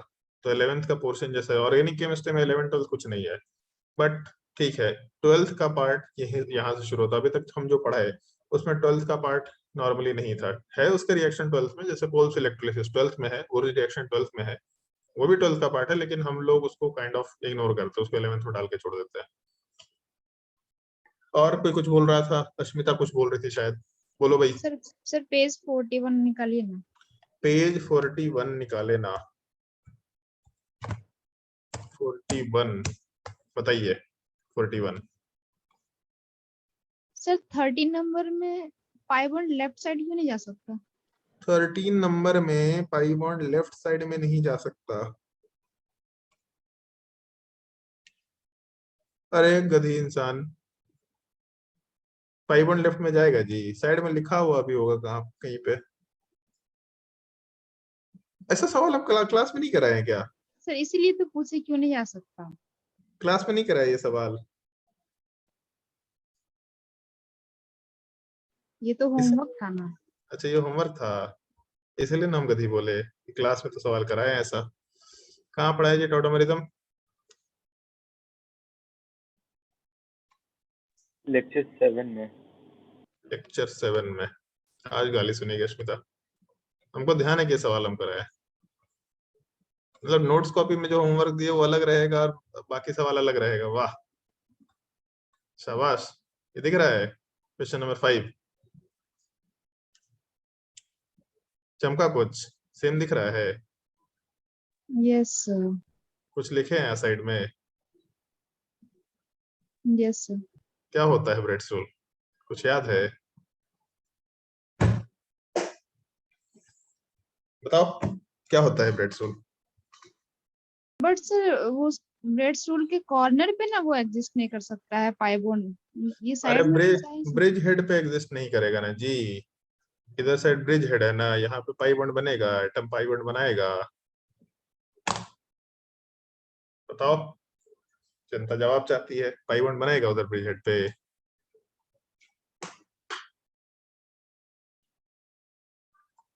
अरे नो हाँ या ना, सर। कुछ तो बोल। नो नहीं सर। बनेगा, चलो ठीक है, समझ में आ गया, चमक गया सवाल। Yes sir. और कोई डाउट किसी को तो बताओ। और वो तो अभी वाला पोर्टल पे पार्ट टेस्ट का ऑप्शन नहीं मिल रहा है, उसमें फुल टेस्ट है। नहीं फुल टेस्ट नहीं है वो, 3-4 चैप्टर को सर वो मिला करके टेस्ट बना सकते हैं, ऐसा है शायद। नहीं सर, वो इस पोर्टल पे नहीं है, वो शायद पिछला वाला था सर। मेगा एग्जाम्स पे था, कॉलेज डोर पे भी है, जहां तक हमको ध्यान है कॉलेज डोर पे है। नहीं होगा तो अगर विशाल सर से कंसल्ट करे इस बारे में, जहां तक हमको ध्यान है। और नहीं है इसलिए तो तबाह हो रखे यार, हम थक चुके हैं पोर्टल वोटल से। एग्जैक्टली जो हम तुम लोगों को पॉइंट कहीं बोले वही है दिक्कत। जो टेक वाले लोग हैं ना, जिनको कोडिंग आता है, उनको लगता है कि ये रिक्वायरमेंट है, सब बना देते हैं। प्रॉब्लम ये है कि रिक्वायरमेंट कुछ और है, उन लोगों ने कभी पढ़ाया नहीं, उनको नहीं मालूम कि एग्जैक्टली एज अ स्टूडेंट क्या बेटर हो सकता है। उन लोग एज अ सॉफ्टवेयर बात करते हैं कि क्या टेक्नोलॉजी बेटर हो सकता है, अरे बट जो बना रहे हैं वो तो देख लो। और आपने जब पढ़ाई की थी और अभी जो चीजें चल रही है उसमें ड्रास्टिक डिफरेंस है। आपको कोचिंग वालों ने पढ़ा दिया था या आपने खुद से पढ़ लिया था, आपने सीख लिया था, अलग बात है। बट अभी जो सिनेरियो है काफी डिफरेंट हो चुका है, चीजें जितना बेटर से बेटर हो सकते हैं उसको करने की कोशिश की जा रही है। तो ऑब्वियस सी बात है, अब वो लोग बस ऐसे ही कुछ प्रोडक्ट बना करके दे रहे हैं। अब दिक्कत क्या है कि जो कोचिंग वाले लोग होते हैं उनको कोडिंग आता नहीं है, उनके पास इतना पैसा नहीं होता कि एक अच्छा सा टेस्ट पोर्टल डेवलप करा पाए। तो दिक्कत है यहाँ पे, बहुत ज्यादा बड़ा प्रॉब्लम है। अब जैसे एलन का पोर्टल है, एलन के पोर्टल में भी क्वेश्चन प्रैक्टिस करने का कोई ऑप्शन नहीं है। वो जितने क्वेश्चंस प्रैक्टिस करने को देते हैं बस उतना ही कर सकते हैं। मे भी हो सकता है कि उनके क्लासरूम में स्टूडेंट्स को वो लोग ऑनलाइन टेस्ट मतलब प्रैक्टिस पोर्टल दे रखे हो, टेस्ट सीरीज में नहीं दे रखा उन लोगों ने। अरविंद टेस्ट सीरीज ज्वाइन कर रखा है, उसको नहीं मिल रखा वहाँ पे। बस आप टेस्ट देंगे, उस क्वेश्चन का एनालिसिस होगा, बहुत सारे एनालिसिस के पार्ट है। इसलिए हम उसको बोले हुए थे कि जितना फीचर हम सोचे हैं केवल उसका 50% है उनके पोर्टल पे। बट अच्छा है, वो 50% भी बहुत है क्योंकि उतना ही बाकी लोग नहीं दे रहे। तो इसका कोई उपाय नहीं है, इसका यही उपाय है कि हमारे जैसे 2-4 लोग आएंगे जो पागल टाइप के होंगे, वो इस तरह के काम में लगेंगे, तभी जाके कुछ सर तो होगा। अभी कोई आपके नॉलेज में कोई पोर्टल नहीं है जहाँ पार्ट टेस्ट कोई दे सकते पोर्टल हैं? नहीं है, कोई पोर्टल नहीं है जहाँ पार्ट टेस्ट दे सकते हैं। हम लोग कर सकते हैं ऐसा कि हम लोग पार्ट टेस्ट का पेपर बना के रख दें, तो हम लोग उसको प्रैक्टिस कर सकते हैं, बस यही एक ऑप्शन है। अदरवाइज कोई ऐसा पोर्टल नहीं है जो आपको ये फ्रीडम देता है। पूरे वर्ल्ड में 2 पोर्टल था जो एग्जैक्टली इस मोड पे काम करता था कि एक स्टूडेंट खुद से अपने हिसाब से पेपर बना सकता है। एक मेगा एग्जाम्स और एक यूएस का कोई पोर्टल है। बाकी पहले से प्री डिफाइंड पेपर की बात करते हैं। पहले से प्री डिफाइंड पेपर है, आप बस इसको प्रैक्टिस करो। स्टूडेंट के हाथ में नहीं है, वो मोस्टली सब सर अभी टीचर वाला के में हाथ भी में है। वही इशू आ रहा था, उसमें मतलब पूरा जेई मेंस का 240 मार्क्स का पेपर आ रहा है। नहीं, पेपर 240 मार्क्स का आएगा, लेकिन 3 से 4 टॉपिक का आता है, जहां तक हमको मालूम है कि 4 टॉपिक केमिस्ट्री का, 4 टॉपिक फिजिक्स का, 4 टॉपिक मैथ्स का सिलेक्ट कर लो। पैटर्न रहेगा मेंस का या नीट का, बट 4 टॉपिक का बना सकते हैं, सिंगल टॉपिक का नहीं होगा। 3 टॉपिक या शायद 4 टॉपिक का है। पूरा फुल पेपर रहेगा, पैटर्न 240 नंबर का या 300 नंबर का रहेगा, लेकिन बस यही फ्रीडम है कि आप पूरा फुल सिलेबस के जगह पे आप 4 टॉपिक को सिलेक्ट कर सकते हैं, तो भी ठीक है रिलेटिवली, मतलब सर थोड़ा उसमें ठीक है। खोज है नहीं मिला 4 टॉपिक का, उसमें बस एक ही चीज सेलेक्ट करने का मिला कि मेंस है या एडवांस है या नीट है, बस तो वही हम एक था। बार विशाल सर से बात करते हैं। हमको जहाँ तक मालूम है होना चाहिए, जहाँ तक हम देखे थे, जो लोगों ने फीचर बताया था। बट ठीक है, विशाल सर से हम एक बार कोऑर्डिनेट कर लेंगे, या तुम लोग बात कर लो, मैसेज करो सर को कि सर देखिए ना, थोड़ा जिंदगी परेशानी में चल रहा है। यस सर, कर देते थे। और कोई डाउट किसी को तो बताइए। सर आज का और पिछला क्लास का नोट्स भेज दीजिएगा ना। काहे भेजे नोट्स हम? सर क्लास नोट्स का बात ही अलग रहता। क्लास नोट्स का बात ही अलग रहा था, क्लास नोट्स तो पड़ा हुआ है तुम लोगों के पास। चलो सारे प्रिंट आउट करके भेज देते, तुम लोगों को भेज दिया करेंगे। और तो मतलब इसलिए हम मेहनत नहीं कर रहे थे कि तुम लोगों के पास नोट्स ऑलरेडी पड़ा हुआ है। ज्यादा कुछ हम डिफरेंट थोड़े ना पढ़ा रहे, सेम ही चीज पढ़ा रहे हैं। हाँ ये है कि नो सर, जैसे कहीं कहीं पे आप पॉइंट थोड़ा अलग तरह से बताते हैं ना, तो नोट्स में वो मतलब जैसे अलग। होता क्या है कि वो जो नोट्स है तुम्हारे पास, वो क्लास में पढ़ाने के बाद वो ऑफलाइन का नोट्स है। तो जैसे हम बोर्ड पे जो चीज समझाते हैं, तो वो चीज थोड़े ना लिखवाते हैं, समझाने वाली चीज समझाने के। इस मामले में ऑनलाइन क्लासेस अच्छा है, जो भी टॉपिक समझाने वाला है उसके लिए ऑनलाइन क्लासेस मेरे हिसाब से रिलेटिवली अच्छा है, क्योंकि आप जो समझाए वो भी उधर पढ़ा रहेगा। ऑफलाइन में जो समझाया वो नहीं पढ़ा रहेगा। ऑफलाइन में समझाने के बाद केवल मेन कुछ कुछ पॉइंट्स पड़े रहेंगे। तो काइंड ऑफ कुछ चीजों के लिए अच्छा है, कुछ टॉपिक्स के लिए अच्छा नहीं है। मतलब ठीक है, थोड़ा मिक्स्ड टाइप का रिस्पॉन्स है, बट हाँ ठीक है। यहाँ पे चीजें समझा रखे, जब उसी नोट्स के थ्रू जाएंगे तो ज्यादा बेटर समझ में आएगा। भेज देंगे, सारा ही नोट्स भेज देंगे, कोई दिक्कत नहीं है। और कुछ किसी को परेशानी, किसी को दुविधा तो बताइए। सर 8:45 से क्लास रख लीजिए ना। नहीं, तुम ही लोग बोले थे रात को बड़ा अच्छा, नहीं तुम लोग को जागने का मौका मिलता है। रात में नींद नहीं आता है तुम लोगों को, तो नींद नहीं आता है तो फिर बढ़िया है। नींद का दवाई हम दे रहे हैं तुम लोग को। जैसे ही पढ़ाएंगे, श्रुति श्रेय एकदम वेट कर दी, जैसे ही सर बोलेगी छुट्टी, भागे। उसके बाद तो आंख तो उसका पहले ही बंद हो रखा होगा, एक आंख खोल कर क्लास कर रही होगी। और कोई डाउट तो बताइए। सर नहीं है क्लास में। हाँ हाँ, श्रुति का बात मालूम है, तो जा चुकी है। चलो ठीक है, तो आज के लिए क्लास यही पेंट करते हैं। नोट्स अभी हम सारे लेक्चर्स का भेज देते हैं, जितने भी नोट्स थे सारे लेक्चर्स का नोट भेज देते हैं। आज के लिए ta-ta bye bye. Thank you sir. Okay. Thank you sir.